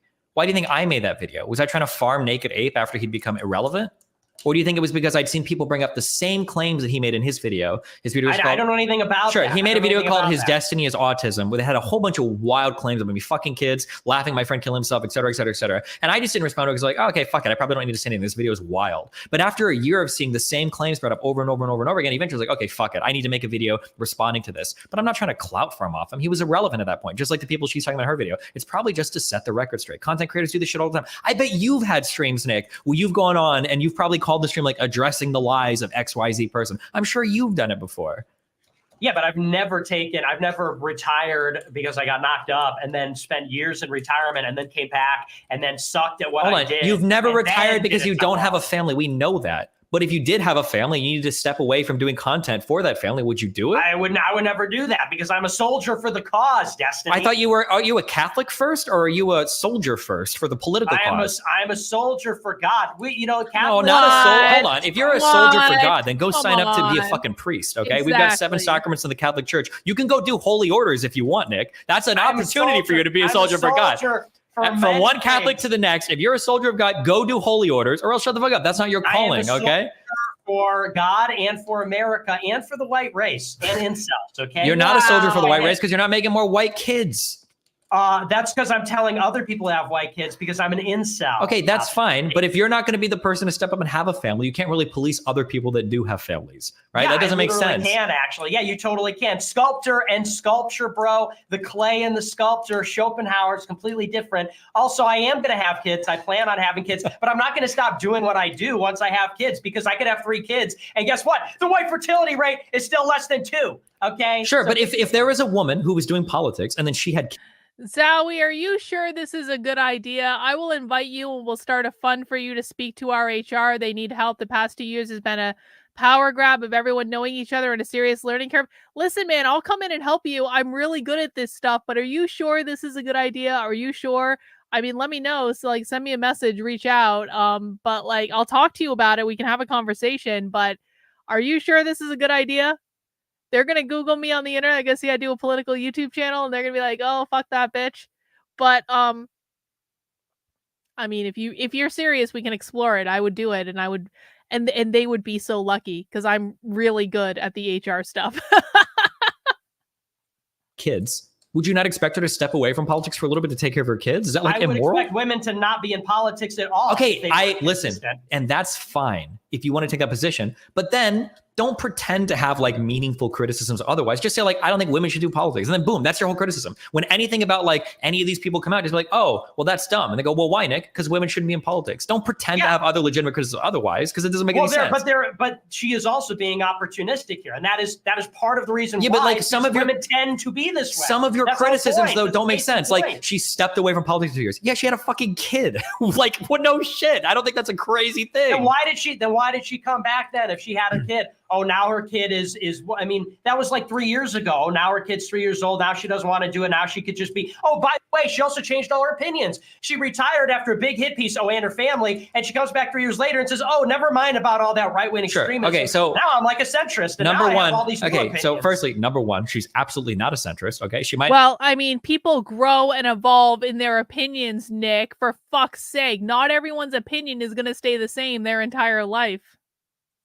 Not be quite as much a Nazi as you guys are anymore. Okay, but she's not a centrist. But she changed. She might have a little bit, but guess what, Nick? People change over time. Having kids is a life-changing event. Wow. It happens. I know that's hard for you to imagine at the wise age of 23, but yeah, there are life experiences that might cause your opinions to change a little bit. That's not that fucking wild. But if you think that a new opinion is bad, and also I say this to people on the left that say, Destiny, you've changed, you've been right wing. If you don't like an opinion, Mike, give me the opinion. We can fight about it. Don't just sit here and give me this weak ass, you've changed. Nick, you've changed. You guys told me you used to blame the Jews on 70% of your problems, and now it's 30 to 50%. So you seem like you've changed a little bit, Nick. Okay, who knows? And maybe, who knows? Maybe in 2 years, maybe the Jews will only be 20% at fault for the issues in society. Okay, it's a wild world out there. Who knows? But I'm just saying that, like, this idea that like the woman took 1 or 2 years off when the child was in the most needy phases of their life, and then came back, like, yeah, no fucking shit. That's like the most obvious shit in the world to me. I don't think that's that wild of a thing. I think that this is just like context denial. And I think you're sort of, it's the same thing we talked about, like Nikki Haley and Boeing. I think you're just a little bit, you have much more willingness. Okay, can I just ask a question? What the fuck is the point of this game that Destiny's playing? I know it's a popular game, but I don't play video games. I play like one video game, and that's Hill Climb Racing 2 on my phone, and that's it. That's the only game I play. I fucking love Hill Climb Racing 2. It's like the best game in the world. What the fuck is, I understand the point of Hill Climb Racing. You're in a race and you have a car, and you have to equip that car to be able to go fast to the finish line, so you beat other people and you get prizes and gems, and like, I understand the point of racing games. I don't understand the point of this. What the fuck is he doing? Minecraft is basically Legos, so he's like building shit. Is he like building a world or something? Like, I don't understand. I really don't, like, what is he doing? What is the point of this? It's just building. It's like The Sims or something like that. You just walk around and build stuff. What a stupid fucking game. What a stupid game. What is the point? To believe that people are sincere in their intentions, because I think that you are sincere in your intentions. But this person, you know, she's a political actor. I mean, you're right. She did have a kid, and I agree with you. Like, it's a plausible thing that she left to take care of the kid. I also think that taking all of it together from start to finish, it's like she's a girl in politics. She's living the life. She's taking these videos. She gets knocked up, which is not actually consistent to begin with, but whatever. She gets married, has the kids. Horrible hit piece comes out, goes in retirement. She comes back years later, like a few years later, and says, oh, by the way, I'm back. Remember me? Also, I've changed some of my views. Also, I got some plastic surgery. Also, you know, there's like, so first of all, getting knocked up and getting married and having a kid is not a bad thing. Secondly, I don't think the plastic surgery thing has ever been substantiated. But I mean, if you want to meme on that stuff, I mean, I guess you can side by side. What? Different pictures, different lighting. Listen, to all of the brave, I know that you guys don't believe it, but man, let me tell you, dude, when you guys start meeting girls on Tinder and you show up in real life and you realize the magic of different camera angles, the magic of lighting, the magic of different focal length, like, come on, dude. People will show me a picture where there's like 5,000 degree temperature light between one person and another, and people say the same shit about every fucking woman in streaming, in fucking politics and entertainment. It's always the same shit. But hey, listen, even if it was the case that she did do plastic surgery, who the fuck cares? Why not just attack the opinions? Like, so for instance, you say that, like, if they've changed on opinions a lot, then go forward and show that. Say like, hey, like, here's an opinion they used to have, and they changed it because they're a grifter. Make that point. I think there are people that do grift, and I pointed out. I think Vosh changed some of his opinions. No, hold on. You keep saying the point is, and then you go back to these like vague overall stories. But the reality is, at the end of the day, it's just a story. You don't have anything to substantiate a single thing. The point is, like, when I bring up the plastic surgery, I'm saying that's the point of you. So why even bring it up? it's like, okay, so let's say that she's just like living her values, having her kid, had a sincere change of heart, and then, she just came back and she just changed her mind. It's like, okay, well then why did she get like lip filler and why did she get plastic surgery? Because she wanted to she wanted to look better. Because sometimes people like to feel good about themselves, Nick. Jesus fucking Christ. This doesn't have to be a federal case. Who cares if she got plastic surgery? Who cares if she got lip filler? What difference does it make at all?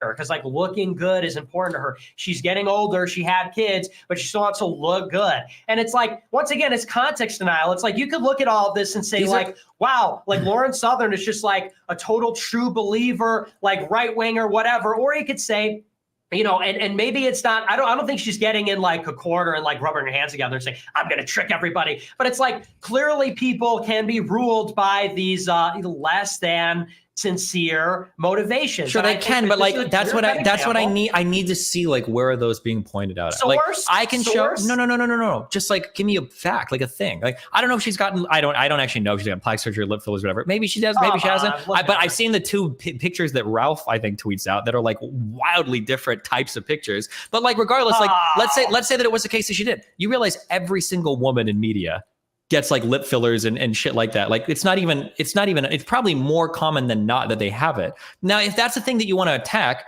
that's fine. And you can do that. I don't like plastic surgery personally. So when people do that, I'm pretty critical of it, but I wouldn't use that to accuse them of grifting, right? Like but like when I accuse people of grifting, it's like Vosh is somebody that I've attacked on grifting. But when I say that his opinions have changed, I don't just say that and leave it at that. I'll say like he changed his opinion on things like xenogenders or things like trans activism. I think he used to believe it one way. Now it's different because of this and that, but I'll go forward and show that. But when you just say over and over again, they're a grifter, but you can't point like, well, what's like a belief they've changed or something that's changed in a meaningful way that appears to be grifting. Instead, it's just like fuck women in politics. It feels like a little bit less than sincere to me. Like, what's like an opinion you think that's changed, or like what's like an actual fact, and not just like a story that like seems to support what you're saying? I would have to pull up her Twitter. I've seen screenshots of stuff before. I don't have it off the top of my head. But yeah, that's fair. That's fair. Like you said she's not as much of a Nazi as she was before. I wouldn't characterize it quite that way, but you remember, years ago, she was in the fucking Mediterranean torpedoing boats of refugees. I'm exaggerating, obviously. Yeah, and 5 years ago, I was on film saying shit like, I think we could kill conservatives and be morally justified. Nick, I know you don't believe this, but part of getting older is you kind of mellow out a little bit. And you're still young, you're 23, but I bet when you're 26, you're going to look back and you're like, you know what? Maybe this shit was a little bit too extreme, And again, like I said, maybe the Jewish thing comes down to 20. I think Destiny's right. I think that Nick is mellowing out. I do. I think Nick's and I think Nick's analysis of the Israel-Palestine situation is mellowing out. This is what got me to start paying attention to him again. Because it was like even keeled, it was nuanced, it wasn't crazy. And can we just be honest that if Nick Fuentes was going to be crazy about anything, it would be something involving the Jews?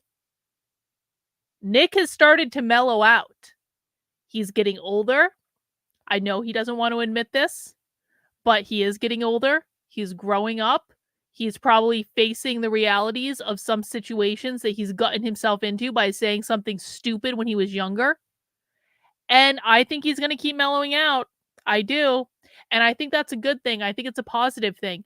I think that he's going to be able to strike the balance between being aggressive and hyperbolic and ridiculous and also giving nuanced takes. And I think if he goes down that road, it would only benefit him to do so. Now we'll see, because he's not going to want to do that because A, Nick is not going to want to admit that he's getting older, because that happens. But B, he's also just like, he's going to be stubborn about it because he's a Leo and he's stubborn about it. He's going to want to like dig in his heels and be like, no, I'm going to do things my way, like whatever. But this isn't something that he should resist. He should just go with it and be like, yeah, sometimes life is more nuanced than that. And that's just the way it goes. And there's nothing wrong with it.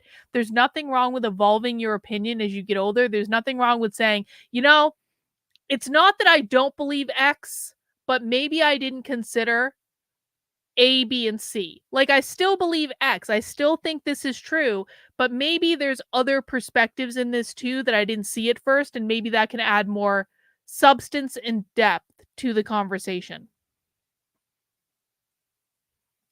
20%, maybe up to 25. But like, that's like that's not a grifter thing. That's literally every single human being you talk to. If you ask any 30-year-old, do you think you were a little bit crazy about some ideas when you were 25? Yeah, maybe, right? Everybody had a phase with. I mean, I don't judge him. I wouldn't judge him for this. Listen, man, I had a midlife crisis. I didn't really have a midlife crisis. I joke about that. But I had a midlife crisis and became a YouTuber.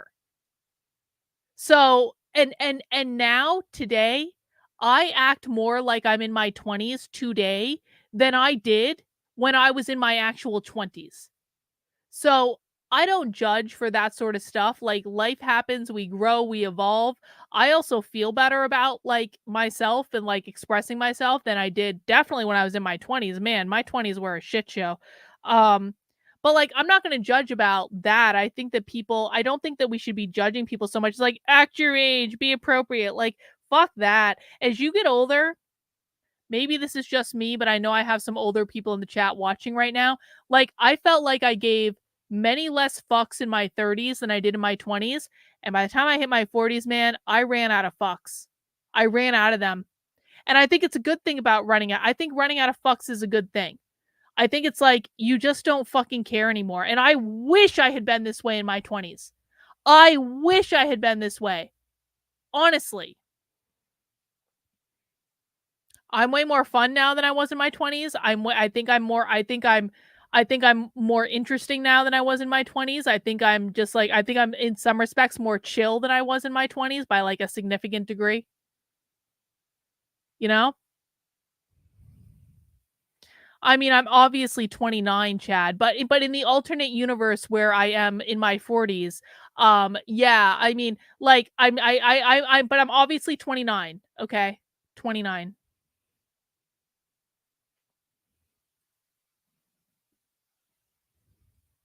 Where they obsess over Ayn Rand. A lot of kids today are having phases where they obsess over Marxism and non-binary, but like, you fucking grow out of it. You get a little bit older, you mellow out a bit, your temperament changes. That's like a natural part of aging. It doesn't mean you're grifting, and it doesn't mean your core political beliefs have changed.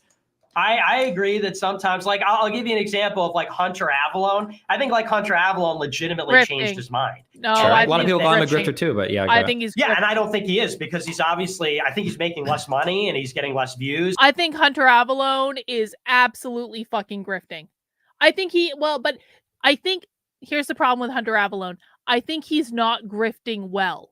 I think he made the switch that he did because he thought he would make more money, and then he didn't do it well, and it didn't maybe work out the way that he thought it would. But I don't believe that Hunter Avallone is sincere about anything that kid says or does.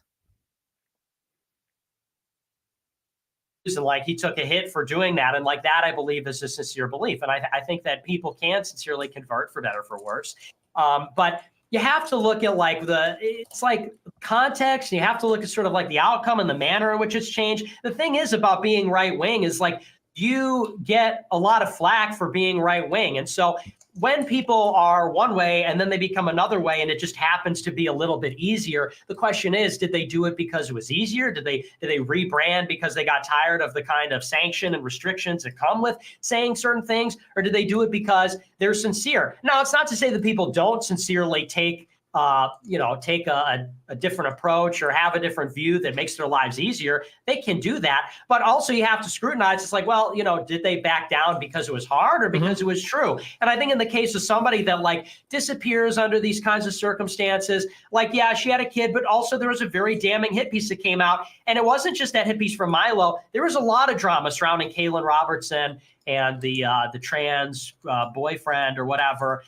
There was a lot of smoke around that with Ezra Levant too, because Kaylin Robertson, say what you will about the Milo piece, but he flamed out with Rebel and Ezra Levant too. There was a big beef, and then Milo comes out with this piece saying, "Oh, and now they're the producer for Lauren Southern." So there's a little bit more to it than, like you said earlier, these like 4 anonymous sources. So she retires, and there's one thing going on, but there's also this other thing going on. Yeah, and I agree with your methodology. That's what I would look at. Okay. Like, what are the other things? But I guess and either I'm more shrewd, or you think people are more dumb there, or we just disagree on how they do it. If somebody wanted to come back to the scene after a long time and like grift hard, a 3.5-hour video would be the worst way to do it. right? Like and I'm going to be totally honest because I'd heard her mention things like this before. Like even I would have done this a different way. And I think I even told her as much. I was like, bro, if you want to do this like for real and you want to like fucking milk views out of this, you should make a trailer on your main channel, create a second channel, link from the trailer to that secondary channel, get people to promote it because you can pay other people a small amount of money to get trailers. Like there are so many different things that she could have done if she wanted to come back and just grift, right? Now, not to say maybe she is grifting and I haven't seen that or whatever, but like I just don't think the behavior that I've seen lines up with your story. It just seems way more obvious to me like, oh, this is somebody, I've seen it, everybody's seen this happen. Somebody got told a lot of lies about him. They want to make a video, set the record straight, and this is how they do it. And like all of the behaviors in her entire life seem to line up exactly like that. And to get this extra conspiracy of they're just trying to rebuild their career and blah, blah, blah, blah, blah, this is like the worst way to do it. The time that she put into that video, it's not worth it. The viewership she's going to get is not worth it. The figures that she's attacking are irrelevant now. She's not going to build anything off of them. The way that she went about promoting it was not good to maximize drama. The way that she failed to collaborate with anybody on it or leverage it to get another type of deal was not intelligent. Like maybe she's just like the most retarded political opportunist ever, or it just wasn't the goal of that video, which seems more likely to me. I think that, you know, anybody that does something like this, there is like, I'm sure she was like self-righteous about it. Like in her mind, I'm sure she was like, oh, you know, I think it's going to be good to maybe make something where I like set the record straight and like blah, blah, blah. Like I'm sure in her mind, like she thought that like her intentions weren't totally wrong. And like, yeah, like I'm sure she. Well, in that case, it's not grifting. If they truly believe in it, then it's not grifting. Yeah, go for it. Well, yeah, but when people can rationalize anything and people can sort of tell themselves all kinds of stories about themselves and why they do what they do.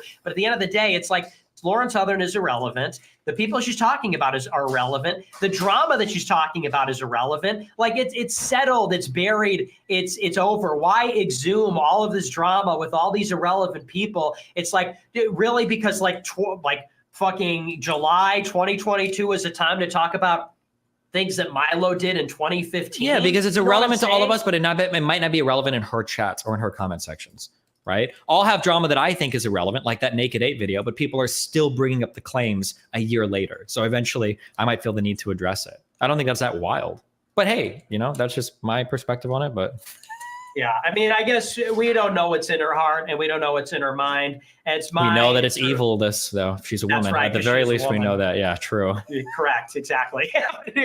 But you know, so we can't say definitively one way or the other. I tend to just be more skeptical, and I just don't like. I just hate indiscretion and I hate breach of confidence. I think that those things should not be taken lightly. Man, I disagree. Being in this industry as long as I have, I think we need more. The idea that there's this like fucking old boys club that protects all the shitty behavior of the fucking losers out here. Fuck all of it. But maybe I said it because I'm a sincere political actor. I hate the motherfuckers here. Every time people come out and they do this uncovering bullshit, I love it. Whether it's from the left or the right, because it's that many more disingenuous fucks that are being ousted from the areas that I want only genuine people to occupy. Even if it means half the socialists or half the progressive, whatever, on my end end up getting ousted and leave, that's fine. Make way for some genuine people that actually believe on the political mission and aren't just here to either get rich, line their pockets with money, or fuck 19. You know, respect for Destiny for that. Respect. Like, and again, like I don't watch Destiny. I don't actually really even know that much about him. I've only seen like a couple videos of him like over the years.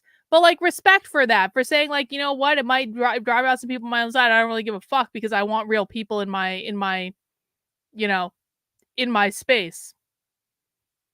I agree. Year-old girls that they can convince to come out to conventions with them. But that's how I feel about things. Fuck decorum and all of that shit.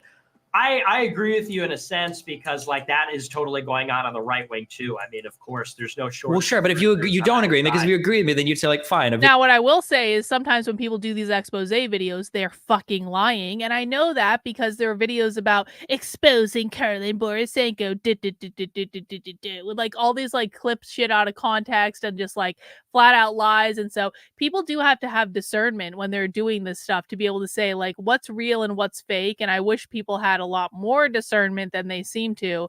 But overall, I think whistleblowing is a good thing. And I think when you have the receipts to back it up, then it's even better. All right, guys, looks like we have about 10 more minutes of this video. So we're going to wrap it up for tonight. But thank you for hanging out with me for Nitwits so I could do some knitting on my Groiper shawl. I will show you the update when we are done this next 10 minutes. And, you know, happy Thanksgiving, everyone. We have officially moved into Thanksgiving in my time zone. And I hope you are getting ready to eat some turkey tomorrow, and it's going to be great. Video like Lauren's is fine because it does just that, right? It's supposed to expose people, or at least, because Yeah, for a but lot like- of people, they don't even think it's possible that people on the right could do this. Just like with progressives, Nick. How many times do progressives think like, oh my God, how could that one guy who's always tweeting about feminism end up being like a rapist of a 15-year-old girl? Impossible, right? But it happens, and people need to know, like, just because a guy's out here saying one thing doesn't mean he can't be doing another. We need to keep our own sides honest as much as we do the other side. Like I said, I'm not against in every case. I just don't think it should be taken lightly is the point I'm saying. Sure. I tend not to like breach of confidence and indiscretion because trust and loyalty are very important things in life, but also in politics in particular. And I don't think that it's always the wrong thing or inappropriate to break those. But I think that if you're going to, I think that extraordinary circumstances are required. And I just hate to see the petty kind of stuff because it's happened with like lots of different kinds of people on the right wing and on the left wing over the past few months in particular. And it's sort of like treacherous. If people trust you when they're doing the right thing or doing the wrong thing. So, sometimes people are fucked up. Sometimes people are flawed. Sometimes people make mistakes. Those are all separate and different kinds of things. Some people have these flaws, which, and they need to be taken down. Some people make mistakes. Some people have an appearance of making mistakes. The point is, like, we have to be very conscious about what we're trying to achieve as people and as groups. And, it's not, I don't like that it's this sort of trendy thing where it's like burn the house down, scorched earth on everybody. Then there are no creators left because although you could say, Good, fuck 'em. What? Good. Get rid of them. If there are no creators left after an expose, anything good. Clean the fuck out of the space. That's what I want. Make way for people that actually give a fuck about what they're talking about and not these slimy, snaky, opportunistic fucks just looking to make money off the people that do sincerely believe this stuff. I think that's sad, but... Yeah, but I mean, you look at like, there's so many great geniuses where, like the point is like nobody's perfect. Like heroes on the left. No, you can't say this until you've actually seen the video though, because you don't know if the claim. Because that's again, true. Nobody's perfect. I'm speaking generally. Yeah, but we're talking about a specific video, so we can't speak generally, right? Because you're making it sound like her video is just I told you one I time. Seen the video. Well, then we'll go watch it. Okay. Anything else? Well, your manifesto.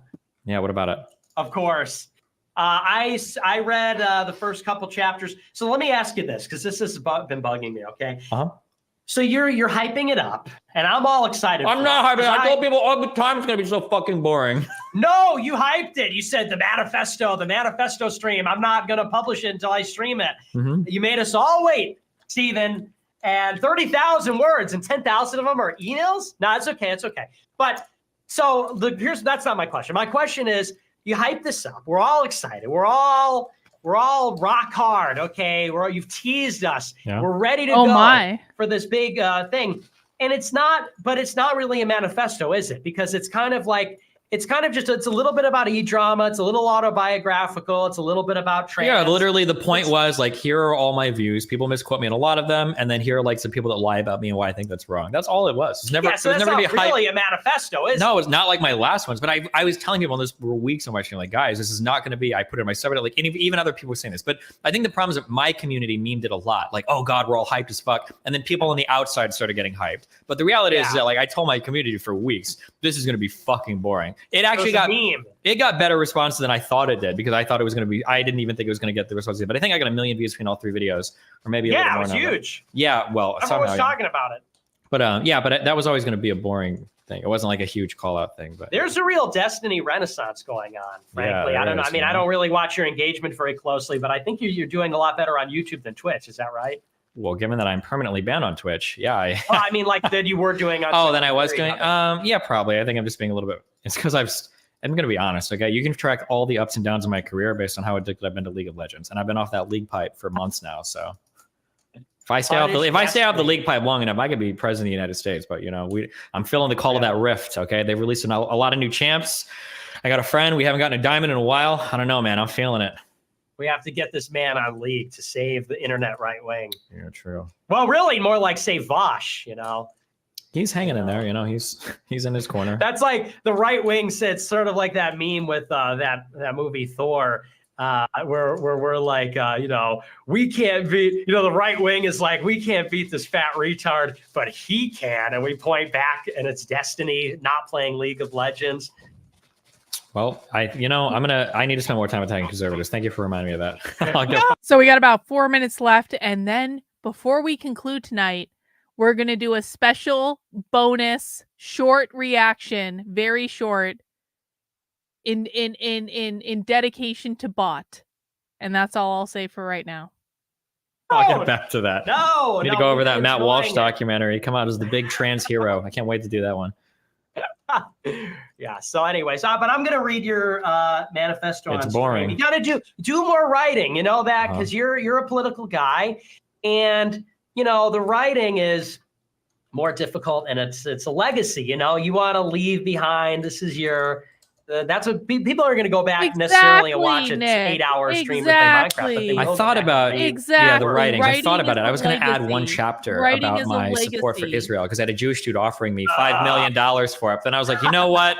Nah, I'm not. I'm going to turn down that big docu money, and I'm just gonna keep the basics here. Shitting on Vosh. Oh, base. Yeah, you didn't do it. You didn't follow evil Lauren Southern. You went full Hitler. Well, hold on. To be fair, did she turn down the Jewish trip? No. Did she? I don't know. You haven't even watched the video. Yeah, I haven't. I haven't watched it. I don't know. Jeez. Okay. I turned down the Jewish trip. They offered it to me. I said no. Yeah, probably because you get assassinated over there. Yeah. Well, that was before. I was red pilled. I was red pilled and based and everything. Before you were red pilled. What was this when you were like 15? How old? Yeah, when I was like 17. Nice. Yeah. So, but I'll check it out. I'm going to give it the full review, but you should write a real manifesto so that I can critique it and can give my full rebuttal. Gotcha. I'll consider that. Okay. Yeah. Very good.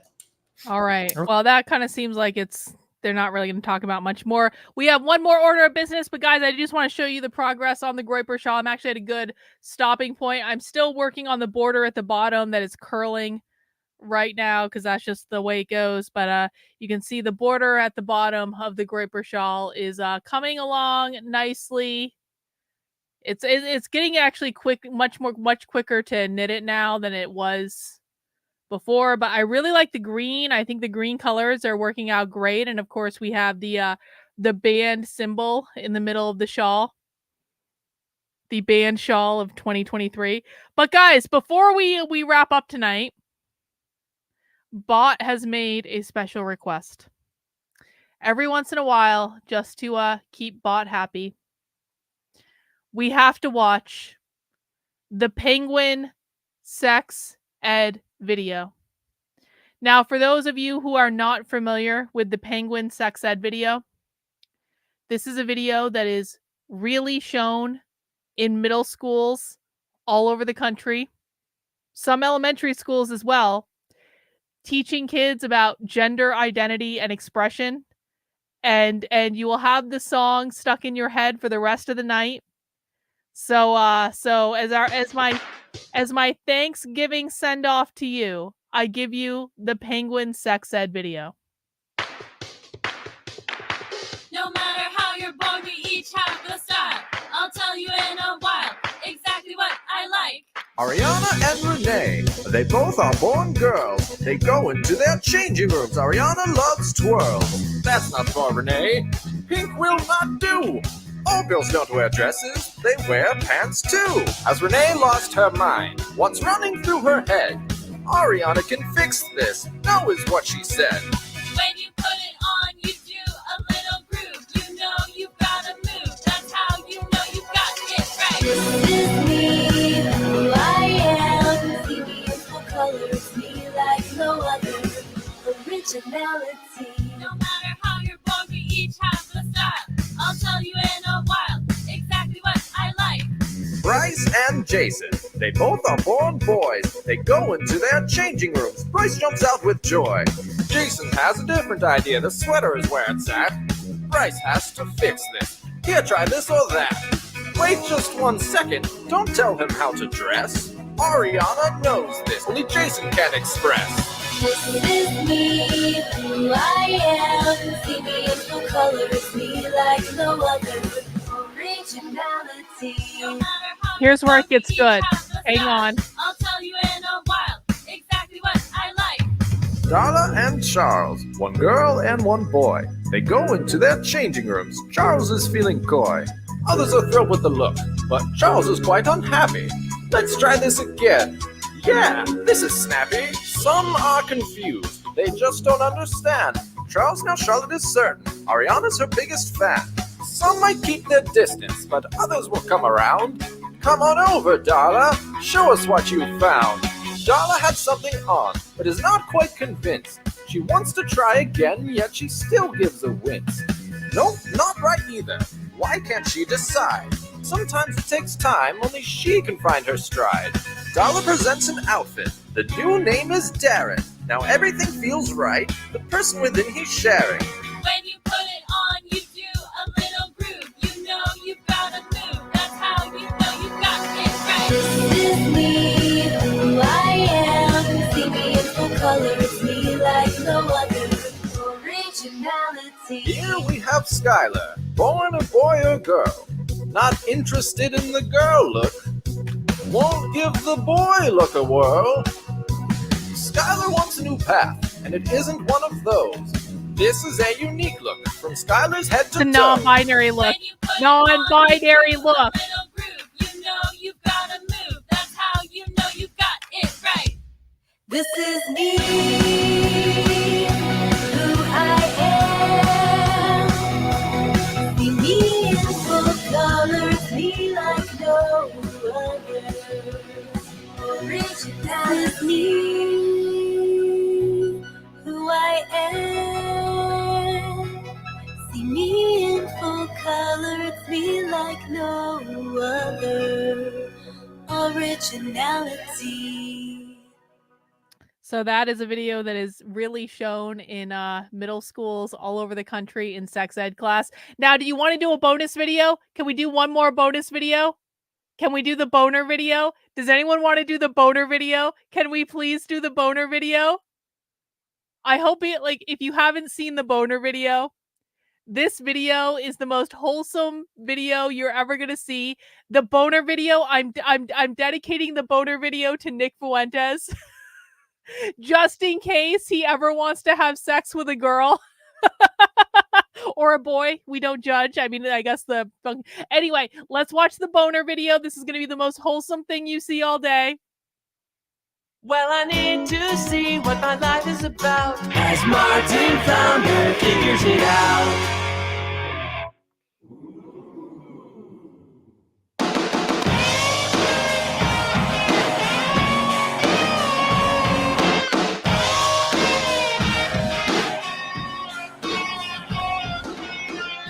Sure feels funny to know I'm not alone, right on the money.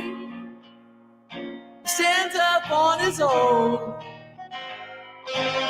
Since I was little, he's always been my friend, but now my little could beat me around the bend. Oh no, 'cause that's how the boner grows. That's how the boner grows. Tell me I'm not alone. Out in the sand we make impressions where we're at, might come in handy if you need to change a flag. Oh, my crazy compass is way out of control, and my equator grows another pole. Oh, that's how the boner grows. That's how the boner grows. It's not really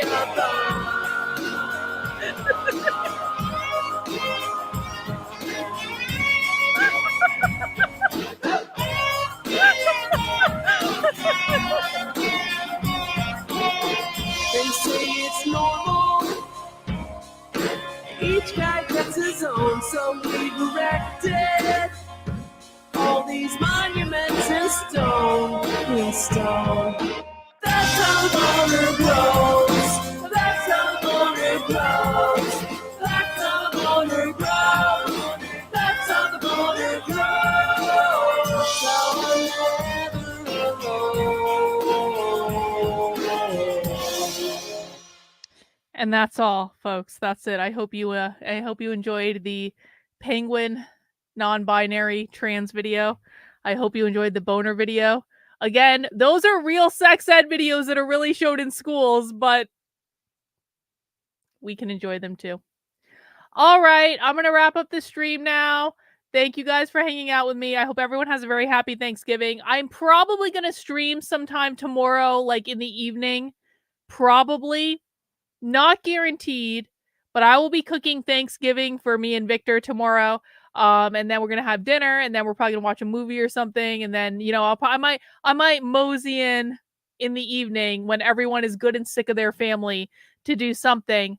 Maybe not though too. Maybe sometimes it's just nice to have a day off. But guys, thank you for hanging out with me. I hope everyone has a wonderful holiday.